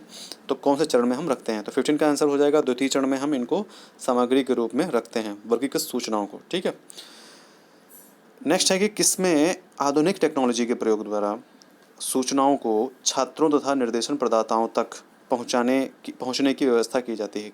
किसमें आधुनिक टेक्नोलॉजी के प्रयोग द्वारा, मतलब किसमें? तो इसका राइट आंसर हो जाएगा सूचना संकलन एवं मूल्यांकन। ठीक है, इंफॉर्मेशन ट्रांजैक्शन एवं एवोल्यूशन। नेक्स्ट है कि एकत्रित सूचनाओं को कहाँ तक पहुँचाना महत्वपूर्ण है? मतलब एकत्रित सूचनाओं को कहाँ तक पहुँचाना महत्वपूर्ण है? अभिभावक, छात्र, मित्र, पड़ोस, तो छात्रों तक पहुँचाना महत्वपूर्ण है। नेक्स्ट है कैसी सूचना निरर्थक होती है? मतलब कैसी सूचनाएं हैं जिनका कोई अर्थ नहीं होता? ये इंपॉर्टेंट क्वेश्चन नहीं है, बट फिर भी देख लेते हैं। कैसी सूचनाएं जो निरर्थक होती हैं? तो इसका जो राइट आंसर वो है 4 दीवारी तक सीमित। जो सूचनाएं हैं वो निरर्थक होती हैं क्योंकि वो 4 दीवारी में ही रहती हैं, तो वो सूचनाएं ही नहीं रहती हैं, वो सिर्फ बातें रहती हैं, उसको सूचना हम नहीं बोलेंगे। ठीक है, सूचना होती कोई एक ऐसी बात जो कि लोगों तक पहुँचे, कम से कम 2 से 3 4 5 लोगों तक पहुँचे, उसको मिनिमम 2 और मैक्सिमम से मैक्सिमम जितने लोगों तक पहुँचे उसको हम सूचनाएं बोलते हैं। ठीक है, अगर आप ही के पास कोई बात है तो वो सूचना थोड़ी हुई। सूचना तो तब होगी जब आप किसी को देते हैं, तब वो सूचना हो जाती है। अगर आपके पास है तो वो एक बात है। ठीक है, फिर नेक्स्ट है कि सूचनाएं छात्रों तक किस तरीके से पहुंचाई नहीं जा सकती हैं? प्रदर्शनी, भ्रमण, सूचना पट्ट द्वारा या अफवाह। 19 नंबर का क्वेश्चन है, अफवाह के द्वारा नहीं पहुंचाई जा सकती। अब देखिए यहाँ पे लिखित रूप में तो ये दिया है कि अफवाह के द्वारा नहीं पहुंचाई जा सकती सूचनाएं, लेकिन आप अफवाहें फैलाते हो तो बहुत जल्दी फैलती हैं। ठीक है, तो इसीलिए मतलब हालांकि यहाँ पे आप क्वेश्चन आंसर ये नहीं लगाएंगे अफवाहें, यहाँ पे आप आंसर मतलब नहीं पूछा जा रहा है तो नहीं मतलब अफवाहें होगा। ठीक है, अगर पूछा जा रहा है तो अफवाहें नहीं लगाएंगे कि भाई किस तरीके से सूचनाएं पहुंचाई जाती है, तो आप यहाँ अफवाहें लगा दें कि अफवाहें बहुत तेज़ फैलती हैं, तो ऐसा नहीं होगा। यहाँ पे आपको राइट आंसर लगाना है तो प्रदर्शनी के माध्यम से, भ्रमण के माध्यम से मतलब जगह जगह घूम करके, या फिर सूचना पट्ट के द्वारा। 20 नंबर क्वेश्चन है कि फिल्म, रेडियो, टेलीविज़न आदि के द्वारा सही सूचना प्रदान करने का ढंग है। ठीक है, तो टेलीविज़न, फिल्म, रेडियो आदि के द्वारा सही सूचना प्रदान करने का ढंग क्या है? दृश्य श्रव्य सामग्री, ये क्या है? मतलब देखने और सुनने वाली सामग्रियां हैं। तो इनसे क्या होता है, जो मतलब है माइंड और जल्दी से कैप्चरिंग पावर आती है माइंड के, और जल्दी से चीज़ें समझ में आती हैं। नेक्स्ट है कि वास्तविक रूप से कार्यस्थल पर ले जाकर, वास्तविक रूप से कार्यस्थल पर ले जाकर भी कार्य या व्यवसाय के संबंध में जानकारी जिस माध्यम से छात्रों को दी जाती है उसे क्या कहते हैं? भ्रमण, वार्तालाप, पुस्तकालय, प्रदर्शनी। देखो वार्तालाप तो नहीं कहेंगे, ठीक है, या और क्या बोलते हैं उसको, पुस्तकालय भी नहीं कहेंगे, प्रदर्शनी तो जानते ही क्या होती है। ठीक है, तो उसको प्रदर्शनी भी नहीं कहेंगे क्योंकि हम उस जगह पे गए हैं, तो उसको हम भ्रमण कहेंगे। ठीक है, फिर नेक्स्ट है कि निर्देशन सेवाओं में कैसी सेवा सबसे महत्वपूर्ण है? निर्देशन सेवाओं में कैसी सेवा सबसे महत्वपूर्ण है? तो इसके ऑप्शंस हैं आपके पास, जन सेवा, परामर्श सेवा, ए और बी दोनों, या केवल ए। तो इसका राइट आंसर आपका हो जाएगा 22 का बी, परामर्श सेवा। ठीक है, परामर्श सेवा ही वो जन सेवा, परामर्श सेवा जो है वो, एक सेकेंड, जो परामर्श सेवा है वही जो है जन सेवा। ये क्वेश्चन क्या कह रहा है हमारा कि निर्देशन सेवाओं में कैसी सेवा सबसे महत्वपूर्ण होती है? तो भाई परामर्श सेवा जो है वो सबसे ज़्यादा महत्वपूर्ण होती है। ठीक है, 22 का राइट आंसर क्या है? बी, परामर्श सेवा। नेक्स्ट है कि परामर्श में किस संबंध का विशेष महत्व दिया जाता है? परामर्श में किस संबंध का विशेष महत्व दिया जाता है? तो इसका राइट आंसर हो जाएगा ए, प्रारंभिक संबंध में। परामर्श के किस संबंध का विशेष मतलब, प्रारंभिक संबंध में हम परामर्श को विशेष महत्व देते हैं। जो प्रारंभिक संबंध होता है परामर्श में, उसको हम विशेष महत्व देते हैं। नेक्स्ट की कौन सी सेवा छात्र के आत्म मूल्यांकन की ओर प्रवृत्त करने में सहायक होती है? कौन सी सेवा छात्र के आत्म मूल्यांकन मतलब सेल्फ एवेल्यूशन की ओर प्रवृत्त करने में सहायक होती है? 24 का राइट आंसर है ए, परामर्श सेवा। ठीक है, नेक्स्ट है परामर्श पूर्ण रूप से किस पर आधारित है? मतलब जो परामर्श है पूर्ण रूप से किस पर आधारित है? तो इसका राइट आंसर हो जाएगा मतलब सेल्फ गाइडेंस पे। ठीक है, सेल्फ गाइडेंस पे वो निर्धारित है। नेक्स्ट है प्रत्येक परामर्शदाता अपना कार्य कैसे करता है? तो प्रत्येक परामर्शदाता अपना कार्य पूर्ण ज्ञान से करता है। ठीक है, उनके पास ज्ञान होता है, नॉलेज होता है, एक्सपीरियंसेस होता है, उसके हिसाब से कहते हैं। लेकिन यहाँ पे जो राइट आंसर है सिर्फ पूर्ण ज्ञान से होता है, ना कि छात्रों से माध्यम से करता है, ना कि दूसरों की सलाह से, ना कि अभिभावक की मीटिंग से। वो परामर्शदाता जो होता है वो अपना ज्ञान, अपना काम पूर्ण ज्ञान से करता है जो कि उसके पास होता है। नेक्स्ट है कि सूचना सेवा की आवश्यक सामग्री नहीं, मतलब इन्फॉर्मेशन जो सर्विस है उसकी आवश्यक सामग्री क्या नहीं है? तो उसका राइट आंसर हो जाएगा ज्वलंत उदाहरण। अब व्यवसाय चयन, कार्य आदतें, व्यवसायों से संबंधित, या ज्वलंत उदाहरण। तो इसका राइट आंसर हो जाएगा ज्वलंत उदाहरण। ठीक है, हमारे 12 चैप्टर हो गए हैं, हमारे जो 6 चैप्टर बचे हैं सिर्फ थर्ड का, तो थर्ड वीडियो में 6 चैप्टर हो जाएंगे, और जो भी बचा कुचा होगा वो हमारा लास्ट वीडियो होगा। ठीक है, पेपर 4 के अधिकतर मतलब जो है पूरा सिलेबस कंप्लीट हो जाएगा आपका उस वीडियो के बाद में। लास्ट वीडियो एक रहेगा इसका, ठीक है, वो आपको आज शाम या कल सुबह तक मिल जाएगा। पेपर फर्स्ट, सेकेंड, थर्ड, ये सारी चीज़ें जो हैं वो आपका कंप्लीट होने के से मतलब हैं ऑलमोस्ट कंप्लीट ही हो जाएंगी कल और परसों में। ठीक है, तो चलिए मिलते हैं नेक्स्ट वीडियो में। अपना ध्यान रखिए और फ्रेश रहिए। और आई थिंक बैकग्राउंड म्यूजिक आपको थोड़ा सा परेशान करिए, उसके लिए आई एम सॉरी, बट क्या करें, हम लोगों को क्लास करनी है। आप लोग अपने क्वेश्चंस पे ध्यान दीजिए। थोड़ा सा घर में हैं, घर में बना रहे हैं, तो चीज़ें थोड़ा सा ऐसी हो ही जाती हैं। ठीक है, तो चलिए कोई बात नहीं, मिलते हैं नेक्स्ट वीडियो में। अपना ध्यान रखिए, तब तक के लिए बाय बाय। वीडियो बनाना है तो कुछ तो करना ही पड़ेगा, अब क्या करें, सॉरी। Okay, bye bye.